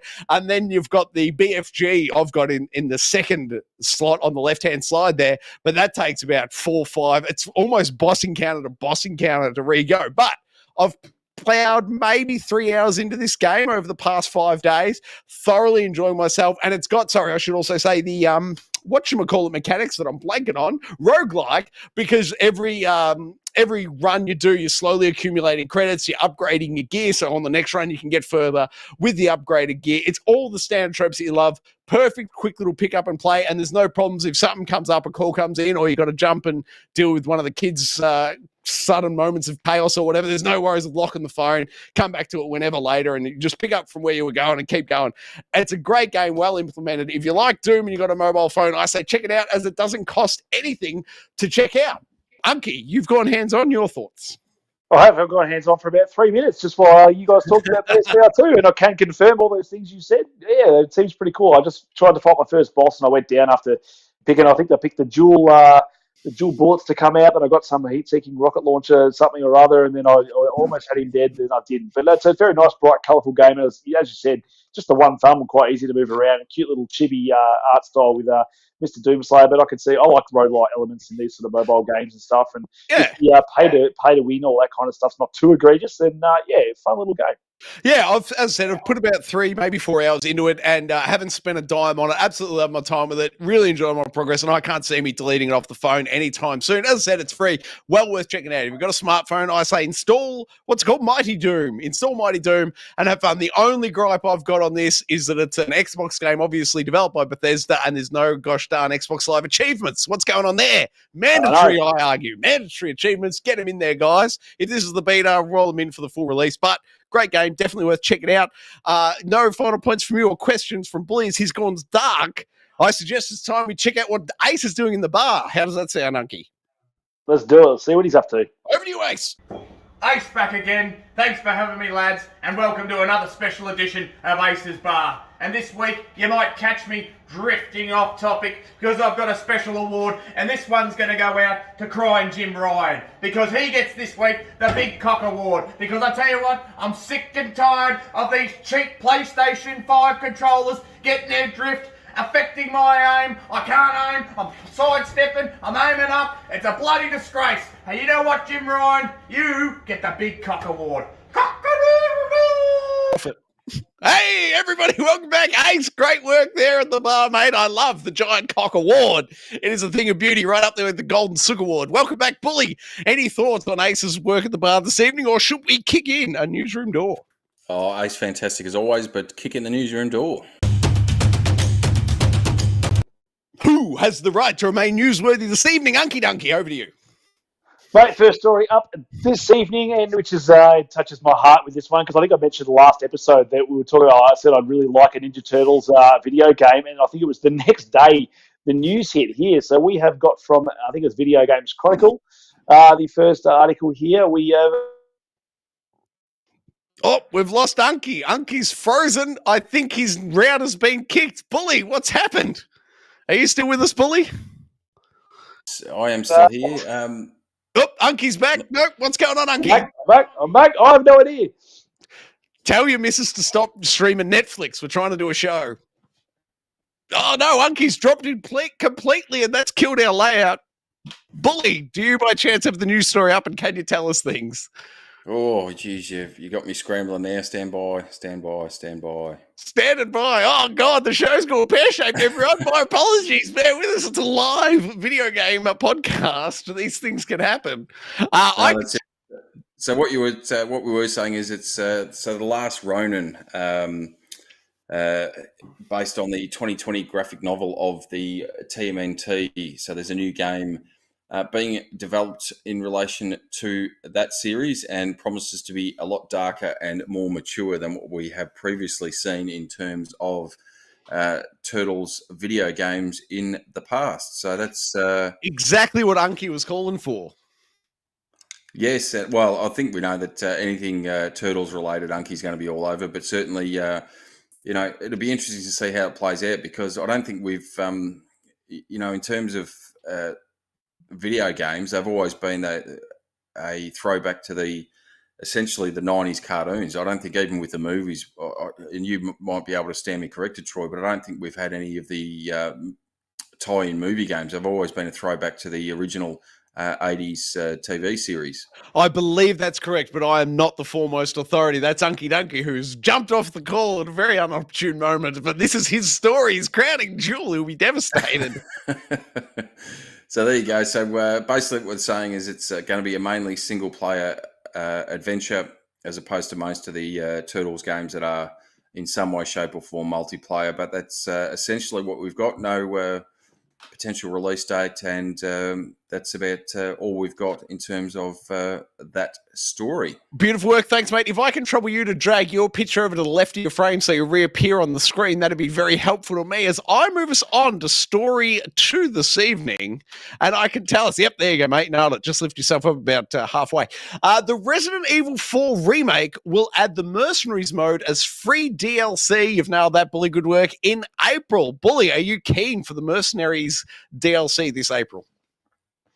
Certainly. So that it's the first of some of what we've seen in terms of releases for the the RE4 remake, I should say. So we're getting the Mercenaries mode, and then hopefully down the track, as we discussed before, we get a VR mode as well. But the fact that it's coming out, what's that, roughly 3 weeks after release, that they're supporting it hard and fast early, because that's always been one of my complaints is, in terms of DLC with a lot of games, is that they hold on to it and they release it, 6, 12, 18 months down the track when most people have sort of moved on from the game. But the fact is that the way they're doing it here, with most people will still be playing it probably in some way, shape or form, or if they've finished it, it'll still be fresh in their mind. The fact is you'll still be able to jump in and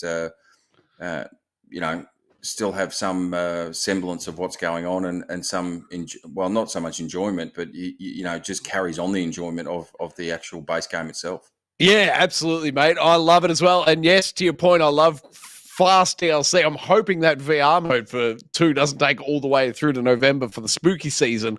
Hopefully it comes in rapid order. But I absolutely love it and looking forward to it. Shall we move on to story 3? More Resident Evil 4? More Resident Evil 4.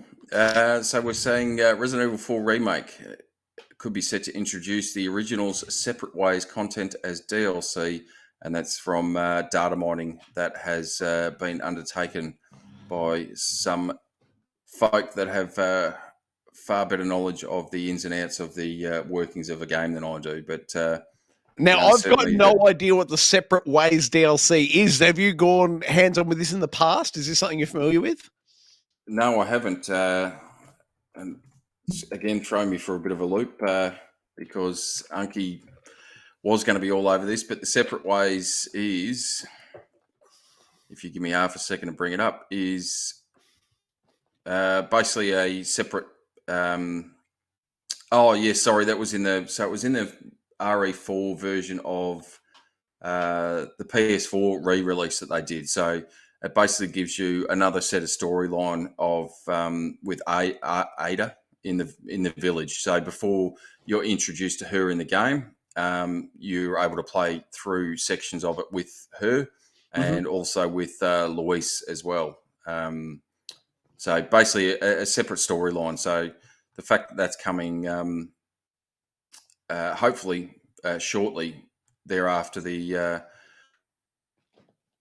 next DLC, if they just keep working on it, maybe a month or 2 months separating from each other, it just continues that momentum that it's already got. So Yeah, I wonder Uh, internally whether Capcom have, 3 different teams all working on like leapfrogging each other with the DLC release. That could enable them to have like a rapid fire release of DLC, yet spend enough time on each one. It's exciting times. I love everything Capcom are doing, especially with the Resident Evil series lately. It's great times to be a gamer.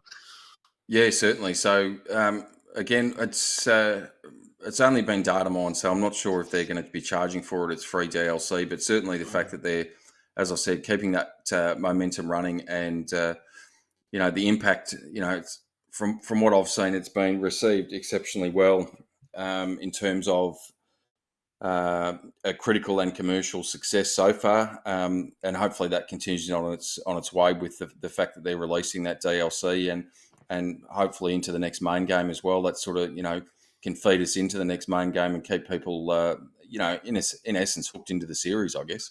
Yeah, definitely. Someone who's no longer attending or into the series is Ubisoft. They have, after announcing they were going to be at E3 this year, they've now pulled the pin and said they're not attending this year, along with every other major developer and publisher in the series. Bully, is anyone left for E3 this year that you know of? Well, I was going to say the list would be shorter as to who is attending, isn't it? Because as you said, Microsoft are out, Nintendo's out, Sony has been out for a number of years. So, these were the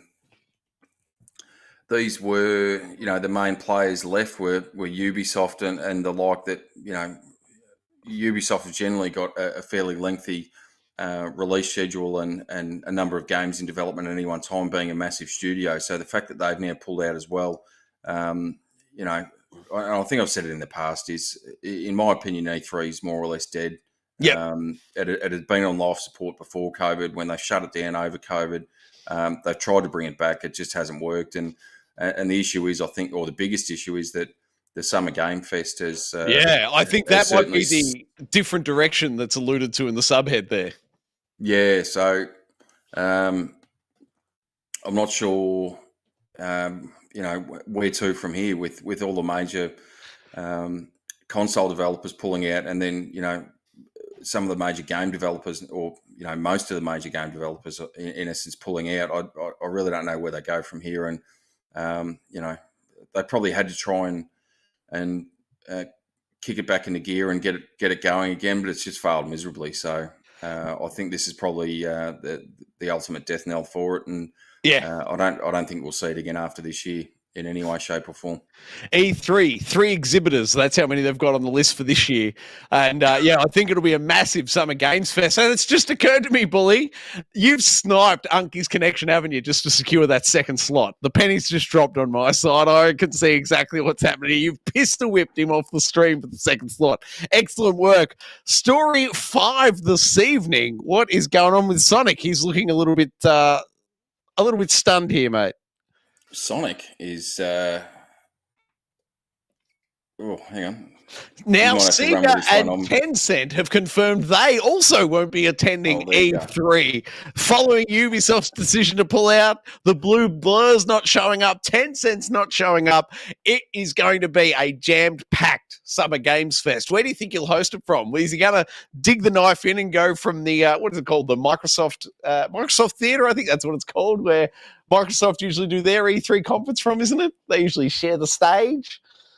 Yeah, I believe so. So I think they've run it separately in terms of their showcase. Even when E3 was up and running, they were doing it as a separate thing. But side quest, side pot, if you will. Yeah, essentially. I don't know what or how much news Sega would have in terms of their new releases. They've got Sonic Frontiers DLC, maybe. They've got that. They've also got the Yakuza series. They've got some other ones like that, which still hold a bit of weight. But whether there was really enough for them to, in essence, put their own show on, which is probably where they've come to the realization that they've got some stuff to put out there, but probably not enough to be able to hold the weight of a show in amongst, some of the other big hitters. And then Tencent, I'm not sure sort of what to think about Tencent. They're not my favourite company going around, and No. I really don't keep track of what they're doing, so I'm not sure what they've got in development and what they would have to be able to show anyway. And I don't know how much that is, or them pulling out is in relation to that they think E3 is dead. They don't have much to show, or the fact that, without getting too political, that there is some underlying tensions between the US and China at the moment, and Tencent are in effect a state-run company in China, and whether they've just sort of turned around and said, well, just the state of affairs that being what they are at the moment, we're not going to have our state-owned company attend to a US audience or a US event, in essence. I guess it'll be laid bare when the Summer Games Fest does go live, because Tencent have been heavily advertising the last few years on all of Jeff Keighley's programming. So I guess we'll know if they're still featured heavily there. It's not a political statement, but if they've disappeared themselves from Jeff Keighley's showings, we'll know. Certainly it's a political undertone hit us there. All right, story number 6 this evening. Nintendo shows 10 minutes of Zelda. Sorry, Bully, go for it, mate. I was just going to say, just before we jump to that, do you just want to do a quick active reload for me? Oh, certainly. Active reload incoming when I can find the button. Here we go. Active reload. We'll be right back.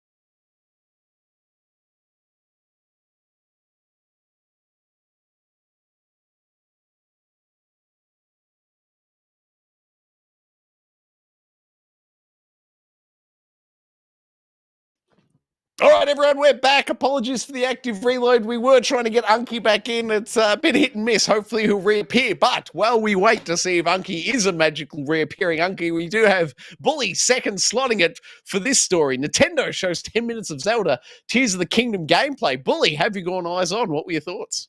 I did, and it was actually pretty interesting. So they introduced a couple of new powers, I guess you'd call them, or mechanics. So you obviously had your abilities in the first game, the ability to stop time and, those various sort of things. So they've added a couple in that they showed us in this gameplay, and that was one of the main ones was that you can merge objects together. So the way they showed that is that you had the stick that you could use as a weapon, the same as the first game. But what you could actually do is walk up to a boulder or a rock and merge the stick and the boulders together, and then that becomes another weapon. So it's basically a stick with a rock on the end that has a much more damaging effect. So that was a really interesting way. It looks like it's still got the weapon degradation in there, but whether adding things onto it in terms of changing the weapon also changes the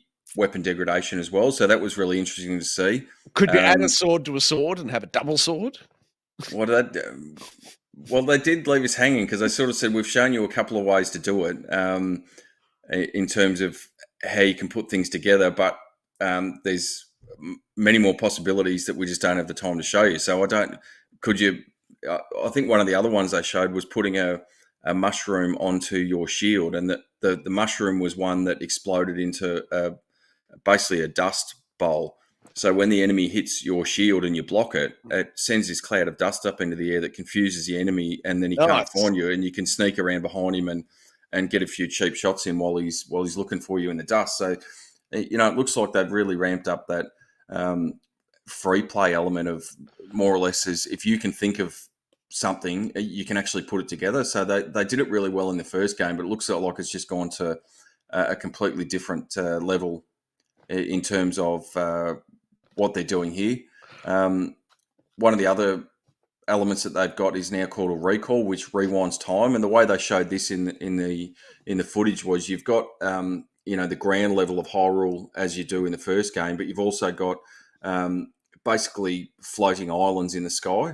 Yep. And the way that they showed you that you could get up to those floating islands, in effect, was there was basically a meteor type thing that fell from one of them to the ground. So what you could do is stand on that meteor, hit this recall thing, which is basically a rewind. So it sends it back up into the sky to the floating island where it came from, and you can just ride that up the whole way. Okay, that sounds pretty epic.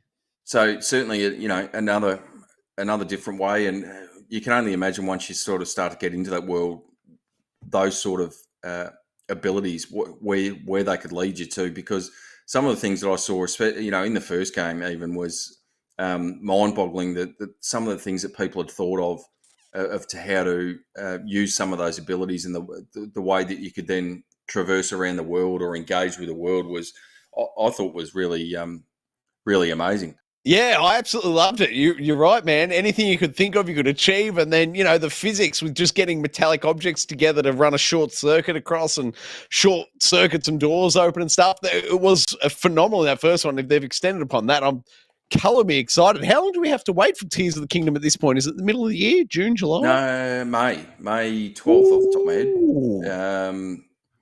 So you've got, May 12th it is, May 12th. So bit over 6 weeks to go now. How exciting. And the other couple of things. One of the other things with that merging thing that they sort of showed as well was and I certainly had issues with sort of targeting with the bow and arrow in the first game. But what they've done is you can use one of the bat's eyes. You can attach that to the tip of your arrow, and it becomes a homing arrow. So if you just shoot it in the general direction of an enemy that might be flying through the sky, and a bird or something that you're struggling to hit, it will actually just home in on it and knock it out of the sky for you. They showed in there as well putting fire or ice onto the arrow or the weapons as well, that you can manipulate weapons in that respect to be able to do different things with them as well. Yeah, perfect. That sounds epic. And the other new ability that they showed as well, which they call the Ultra Hand, was essentially what they've said is you can stick objects together, and basically the way they showed it in the footage was there was a large expanse of water that you had to get over that you weren't going to be able to get across because you had low stamina. So they used this ultra hand to put 3 massive logs together, and then a couple of, in essence, wind turbines to make, basically a hovercraft. Wild.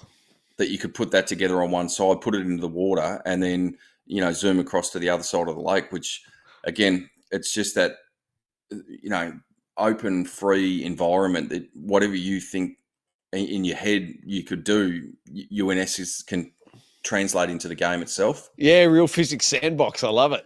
Yeah, certainly. And then the last real ability that they showed was what they call an ascend ability. So in essence, what they're saying, and we'll just have to see how it plays out in the game, but if you are going through any area, and it doesn't matter whether it's a cave or a building or a castle or whatever it is, if it has a roof, you can use this ascend ability to go through the roof and onto either the top of the roof, or if you're in a cave at the bottom of a cliff, you go through the cliff itself to the top of where the cliff is. Yep. So you don't need to necessarily scale the sides of mountains or cliffs anymore. If you can find a cave, it doesn't matter. And from what they showed, it doesn't really matter how big that gap in between the roof of the cave is and the top of the mountain. You can just go the whole way up.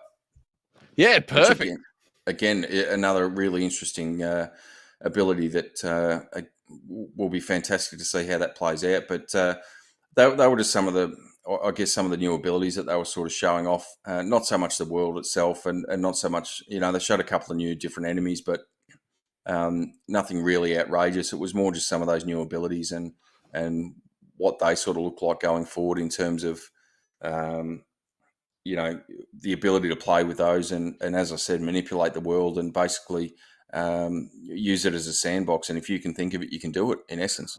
That's great, man. Now, tell me this. I'm so excited for this. As I said in the past, I'm waiting for the Switch 2 to go hands-on. But my question to you, Billy, is have you pre-ordered this one? Are you Switch 1ing it? Yes, I've pre-ordered the collector's edition. Perfect. And that'll be coming in directly in 6 weeks or 7 weeks, however long it is. That's exciting. Did you, by chance, moving seamlessly into the next story, also order the Tears of the Kingdom OLED console with it?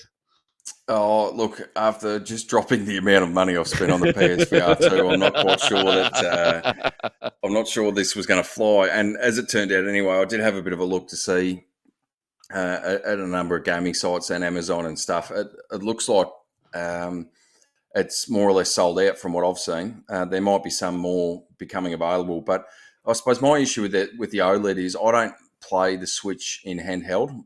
I only ever play it hooked up to a TV. So for me, it sort of defeats the purpose of investing in it because you're not utilising that OLED screen in the handheld mode itself. So probably not something I'd really look at. I'd really like it if they sold the Joy-Cons and maybe the dock as a separate that you could use for the original Switch. But Nintendo being cool Nintendo, idea. That's not that's generally not something they're going to do. But they also announced the Switch Pro controller with the Zelda motifs on it as well. Ooh. And a carrying case that's also going to be available as well with the Zelda motif and styling on it. It does, to be honest, it does look amazing. But it's on screen now, mate. Yeah, that does look epic. Yeah, I'm just not sure I can justify the price for something that I'm not really going to use in the OLED screen. And I'll just keep the money in the pocket until they hopefully at some point announce the Switch 2. Very nice, mate. All right, then. Without Unky. Oh, wait. Unky might be in. I can see him there as an orange light. We might be close to an Unky. Well, he tries and works himself out. Whatever you just did then, Unky, it looked good. We have onto the Game Informer's list of games coming out this week. Bully, do you care to give me a read, please, sir? I will certainly do that. You got me scrambling this week. You have got me scrambling. Not me, it's Unky. It's all Unky's fault. He spent all that money and he didn't pay for the internet. Well, I think after this, we can knock him down to he'll be lucky if he meets the third slot next week. So this week we've got Colossal Cave, Xbox Series and Xbox One. I'm not sure. I haven't seen this as a Game Pass game, but that was out 2 days ago, so it would have been up on there already. Don't know anything about this one unless you. No, I know nothing other than I've been across the Xbox Game Pass's release this week and I have not seen it in there. Yeah, there you go. So it looks like it's a delayed release. So it looks like it's already come to the PS5, Switch, PC in January, and it's just a delayed release for the Xbox Series Z's. And at some point, it looks like it's coming to PSVR2 and PS4. So there you go. But don't have a release date on that. We've got Crime Boss Rockay City. Know nothing about that, but that came out on the 28th of March with scores of a 3. So we can just move on from that. Moving on to MLB The Show now. This one's all me. I absolutely love it. Bully, tell me this. When was the last time you've scanned your face and got it in the game? It's been a few years since I've done it. I reckon it was the Tony Hawk's back on the Xbox 360 for me the last time I did it. MLB The Show 23 has the feature, though. What do you think of that? I'm not sure mine is the kind of face that you want to be scanning in anywhere, I'll be honest. Oh, come on. It's always so much fun to see yourself in the game and the high resolution textures. This game's an absolute treat. I'm an old school MLB The Show fan. We've got the install on the channel. It's available. There wasn't room for it in this tonight's jam-packed rundown with all the PSVR2 catch-up we had to do. But next week in Games, Interrogation, Deliberation, I will go fully hands-on with MLB The Show 23. Over to you, Bully, for the Sifu. So released last year on the PlayStation consoles and coming to the Xbox Series and the Xbox One after obviously a time release there. I know Unky was a massive fan, and I think you were a bit of a fan of it as well, Troy. Absolutely loved it. Fantastic game. I can't believe it's only sitting here at a 7.25. That seems vastly at least 2 points under where it should be by my estimation. I don't know. I didn't put much time into it. It was just that brutal difficulty level that did it for me. But they patched in easy mode. I still haven't gone back to it. Even with the easy mode. Well worth it, my friend. All right, what's next on the list? We have got Terra Nil, PC, iOS, Android. I don't know much about that being a PC game. That was March 28. We got The Last of Us Part 1, which is the PC release. Now, it didn't make the news, but boy, have you heard everyone crying about this port online, mate.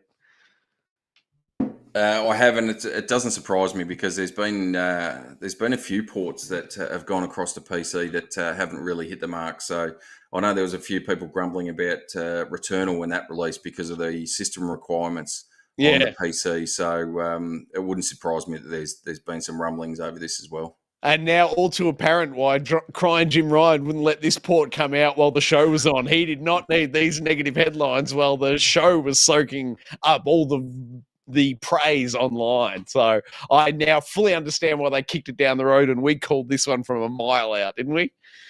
Well, it's funny though, because I know they certainly did with Returnal, is that they told people well ahead of time what the system specs were going to be if you wanted to play it at a half decent frame rate and a graphical setting. So I'm not sure why people are carrying on and complaining and whinging about it when they knew full well in advance. But it's the crashes on this one. I haven't heard anyone talking about crashes of Returnal. I've heard poor performance and frustration at the incredibly high level system specs required to get Returnal running well. But every man and his dog, regardless of high-end PC, mid-PC, low-end PC, everyone on PC is complaining about this game just constantly crashing. Apparently, it is an absolutely woeful port. So, tisk. Oh, yeah. You know where it doesn't crash? PS5. Oh, and it runs beautifully. Moving on to Dredge, which comes out today, March 30th. Funnily enough, I did do a bit of reading about this one last week, and I've actually got it coming tomorrow. And it's, from what I've read, it's a couple of New Zealand developers, and essentially it's basically... so it's not Dredge, it's Drudge. Judge the Chalaban. So essentially you're a boat fisherman on your trawler, but there's also some... I guess not so much horror elements, but intrigue and mystery elements that go along with it. It does actually look like a pretty fun game, and there was a deluxe version, physical version, I managed to pick up for about $50. So I thought it intrigued me enough to jump onto it. And weirdly enough, it wasn't one that I was easily able to get a hold of either. There was none of the local game stores were stocking it. It was only through getting it delivered from their warehouses. So I'm not sure. Wild. I'm not sure how that's got to be, but hopefully I'll get that tomorrow and be able to speak about it on next week's show. Then we've got The Last Worker, PS5, Xbox Series, PSVR2, Switch and PC. Don't know anything about this one, Troy, unless you've had a look at it. No, I know nothing. Nothing. No, and we've got Citizen Sleeper, PS4 and 5 coming out tomorrow. That's been given a score of 9, but don't know much about that. And then Cosmonius High on the Oculus Quest coming out tomorrow as well. And that's the games for this week. Great work, mate. That's going to move us off to the standoff. And geez, without Unky, this is going to be an interesting run, everyone. Hold on to your boots. Here we go. Who will fight? Bully, I must ask this week, who will fight?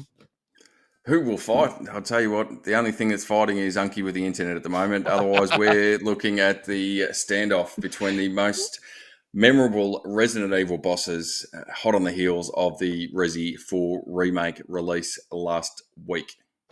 And I'm going to be able to speak in depth about Standoff Entrant 10, but beyond then, mate, it's going to be a heavy burden on your shoulders this week as we move on into Standoff Entrant number 1.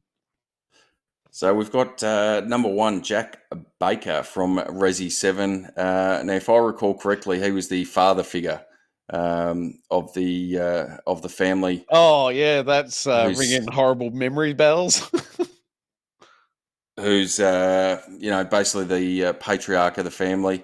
I think I didn't play a lot of this game, and mainly because you get up to that section where you're having that sort of family dinner, and you then try to escape, and he chases you around the house. And I just, for some reason, I just struggled with it, and I think it came with a batch of other games at the time. I played through a little bit of it and moved on. So I don't know whether you put much more time into it, Troy. I played through this in PSVR1 in VR, and I got to say I blacked as much of this from my memory as I could. An absolutely terrifying experience. It's horror down to the core, and it chilled me. And I've done my best to black it out. It's horrifying, true horror game. I love it.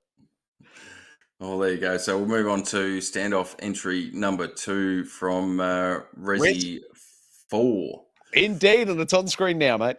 Father Bitores Mendez that we've got for entry number 2. And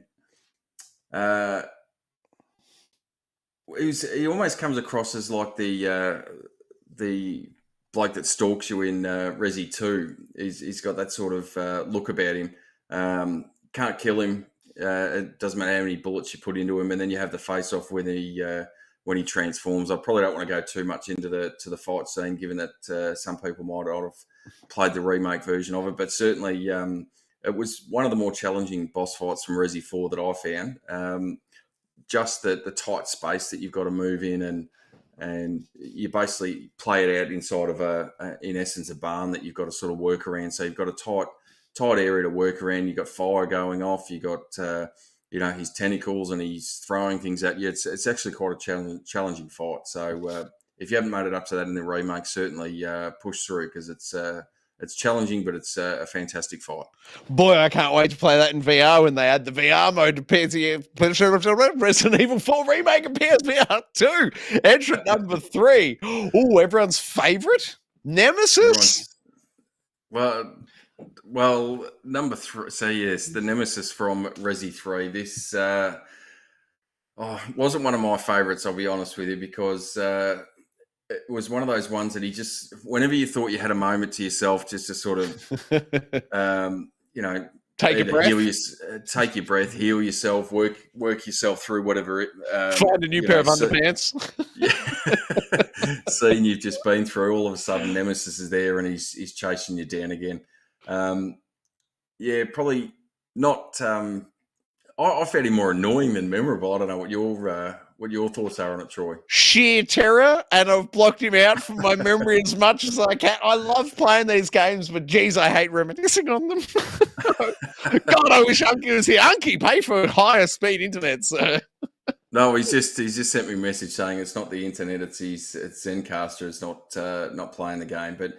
Nemesis, it's basically from the opening cutscene is in the game is he's chasing you. He doesn't stop chasing you for the whole game. So he's there as a constant, and that's probably in terms of jump scares. Again, it's not really one of the big things that's going to get you. It's the fact that at what point and what corner are you going to turn around that he's going to be there that you have to run again. Yep, you cannot shake him. And quite often, especially when you're playing the resi games, it's all about they're survival horror games. So you've got to try and use whatever time you've got to find loot, to find ammo, to find equipment, and quite often, you find yourself trying to do that, but you're being chased at the same time. So you end up sort of it makes the game artificially harder in some respects. Yeah, I find controlling my nerves the hard part of any Resident Evil game. The nerves or the bowels? Well, both linked together at the core. Standoff entry 4 this week. God, I'm going from nightmare flashback to nightmare flashback.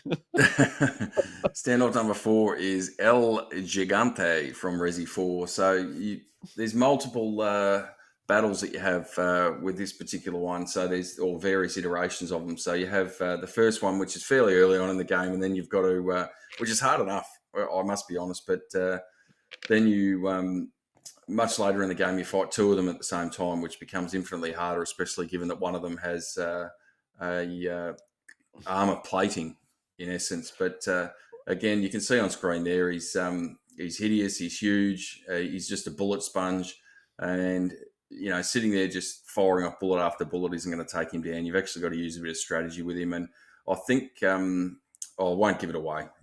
I won't give away the little secret that we may have touched on earlier in the show, but certainly it was fairly memorable because this is, in essence, the first major boss battle that you really get to in the game itself. His size compared to yours reminds me very much of Horizon Call of the Mountain PSVR2. Awesome stuff. Entry 5 this week. Now, this one is a fair tip, I reckon, to still be standing at the end. Lady Dimitrescu, and hopefully I've done that justice. And sounds good to me, mate. And Unky's not sitting there cursing me, but there was a bit of discussion about this when we were putting the list together because I think initially she was left off the list because she's only in the game for a very short amount of time in Resi 8, and but doesn't she takes in a stage while she's there? Oh, she does it, and it's funny though because for how short she's in the game, a lot of the pre-promotional material. It made it out to be that she was the main villain. And well, I don't think Capcom knew what they'd made when they made her. It wasn't until they got the feedback from the audience of, holy shit, she resonates with everyone who loves these games. I bet, given their time again, if they remake this in a couple of years, she will be the main key feature. She will be the last boss fight, and you'll work your way up to her, I reckon. Yeah, well, hopefully, because I think it was the first boss. It's the first area that you get to in Resi 8 that you fight her, and even the castle that she was in was very reminiscent of some of the earlier Resi games in that you've sort of got to sneak your way around the castle and you've got little puzzles to solve and doors to open and that sort of stuff. So it really set the tone for the game, and it sort of went very almost sideways from there, and sort of forged a new path from where it had gone in those initial sort of stages. But certainly, she's I think she's, what is it, 8.5 foot? Yes. 8.5 foot vampire. Demigod with her underlings that chase you around as well. But yeah, the 3 daughters. And then you can see on the screen that, obviously transforms into a second stage. That she looks a lot like the last mate we just saw, El Grande. El Grande. Well, I actually found it quite difficult to fight because, again, it's a very tight area that you've got to maneuver around in. So, which seems to be a bit of a hallmark for the Resi games. They don't give you much space to run and hide. You've got to use the environment as best you can. But certainly, as you've already touched on, Troy, it was a massive hit as soon as they played her in the trailer, even though at the time none of us knew that she'd be come and gone within the space of a couple of hours of the game. It's fantastic stuff. I look forward to the remake where she features heavily. Standoff entrance 6 this week. Sorry, Unky. Bully. Unky's gone. Well, this is probably where I need to lean on Unky because I haven't put a lot of time into Resi 5 or 6, but we've got Albert Wesker from Resi 5. I don't know how much you've put into this game, Troy. You might be able to speak to it a bit better than I can. I played through it once when it first came out. I want to say it was Xbox 360, and I'm not even confident on that. Played through it once, but I've tried to black all these encounters out from my mind. I love playing through them, but they scare the bejesus out of me, and I quickly move on once I've got the trophies or achievements, as I believe I played this on the 360, but I can't speak to it.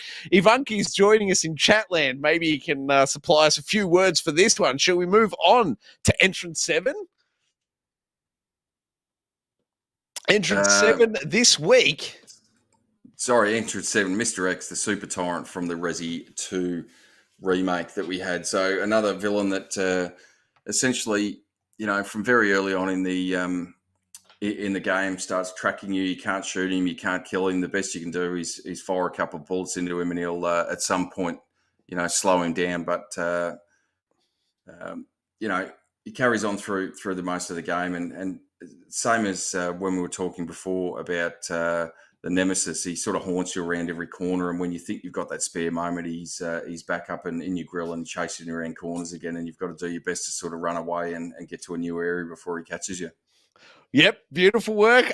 I'm noticing many tropes here that are repeated, rinsed and repeated. What about number 8 this week? Number 8, again, this is... we didn't have Unky, so it can't be that memorable for me or you, but Derek Simmons, a.k.a. Trex Zombie from Resi 6. I don't think I've ever played Resi 6. I have never played Resi 6. The front cover put me off from memory. No, I think it was both 5 and 6 because they both got really negative reviews just because they were such a massive change in gameplay that they never really interested me to jump back into them, even though I'd been a fan of the earlier games. So yeah, I love the earlier games as well. Played through 5, finished it, blacked it out from my memory, and never touched 6. And it must have been as a result of 5 and the negative reviews, as you say.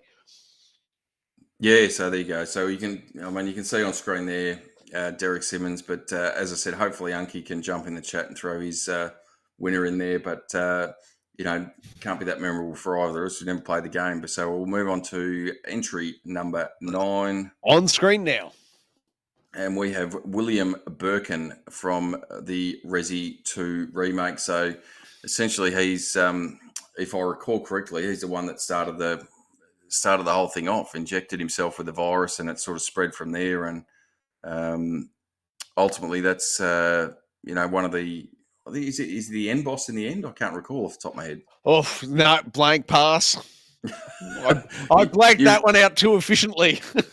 I was going to say you have certainly done everything you can to blank out every one of these. I don't do well with horror. Later on tonight, I'll be trying to get rid of Death in the Water 2 from my memory banks. I'm running blind here, so we'll move on to standoff entry number 10, and we have. This is one I played earlier today. There you go. So we can speak to this one. Del Largo from Resi 4. He's also in the remake as well. So you've got a giant, as Unky pointed out before, giant salamander. I think he said, didn't he? He did, giant salamander, because that's who I offended earlier. All the salamander viewers out there sending in their furious negative down thumbs in the YouTubes. Yeah, so I don't.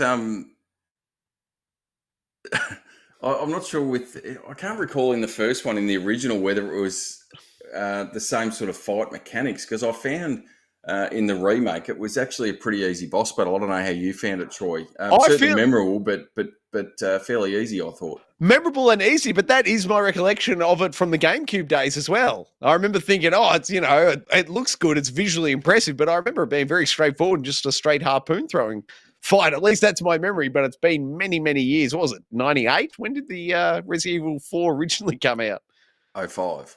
Oh, fuck, Jesus, 98, nowhere near. But for some reason I recall this battle being a lot harder than what it was in the remake. But it might have been the tiny GameCube controller that threw you. Quite possibly. There you go. So that's the 10 entries for the standoff. And I'm just checking the chat as well. And Unky's laughing in there saying if there was ever a standoff that you needed him for, because we've just managed to bumble our way through it and look like a couple of amateur fools. But anyway, that's the standoff for this week. So your choice, Troy, if you can remember any of them. Yeah, no, either Standoff Entry 5, Lady Dimitriou, however you say her name, or this end fight, because it's the two that I actually remember from the series that I haven't effectively blanked out from memory. How about you, Billy? Where are you putting your chips this evening?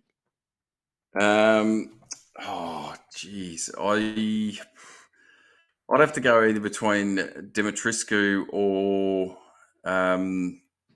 as annoying as he was, Mr. X in the Resi 2 remake. But I think just for impact and how excited the crowds and the fans got when she was first shown on the screen, I think Lady Dimitrescu for me wasn't in the end the most memorable in terms of when she's involved in the game, but the impact I think that she had overall in getting hype up for Resi 8. Yeah, initially. And the franchise in general, I would argue she was part of the reason such a resurgence recently from fan favourite standpoint.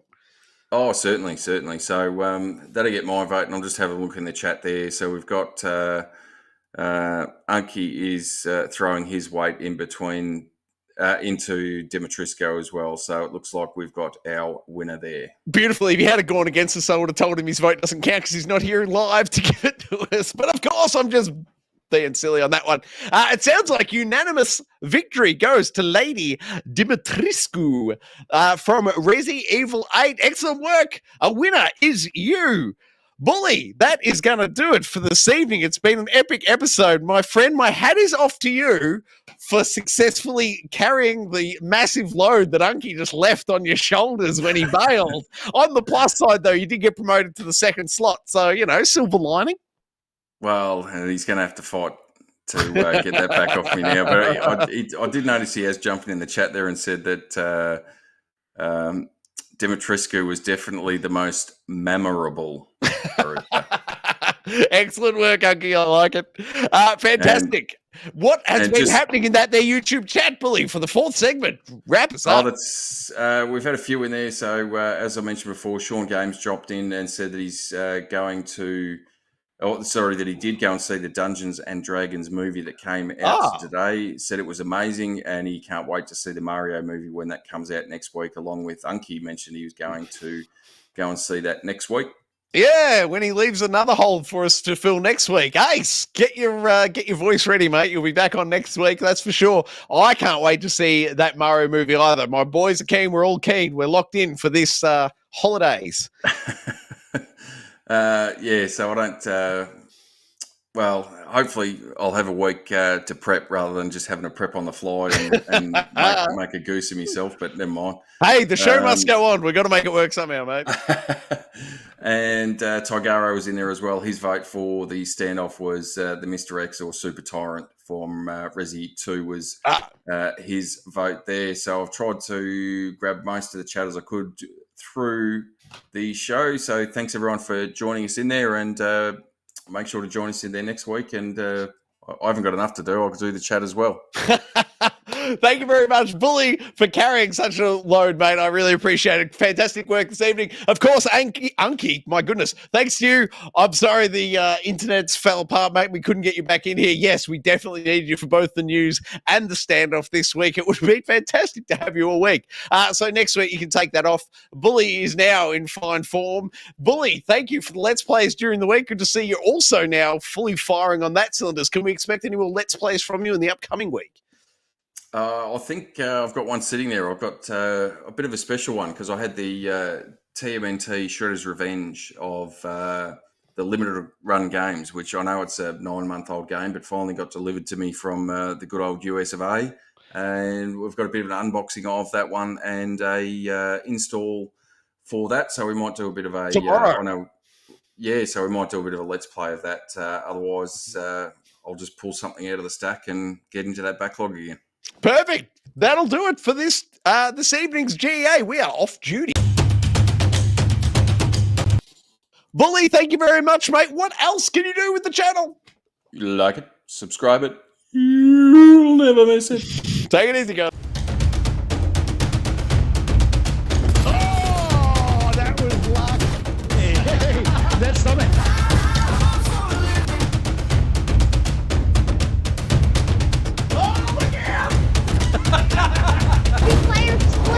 Old Uncle Dumpy.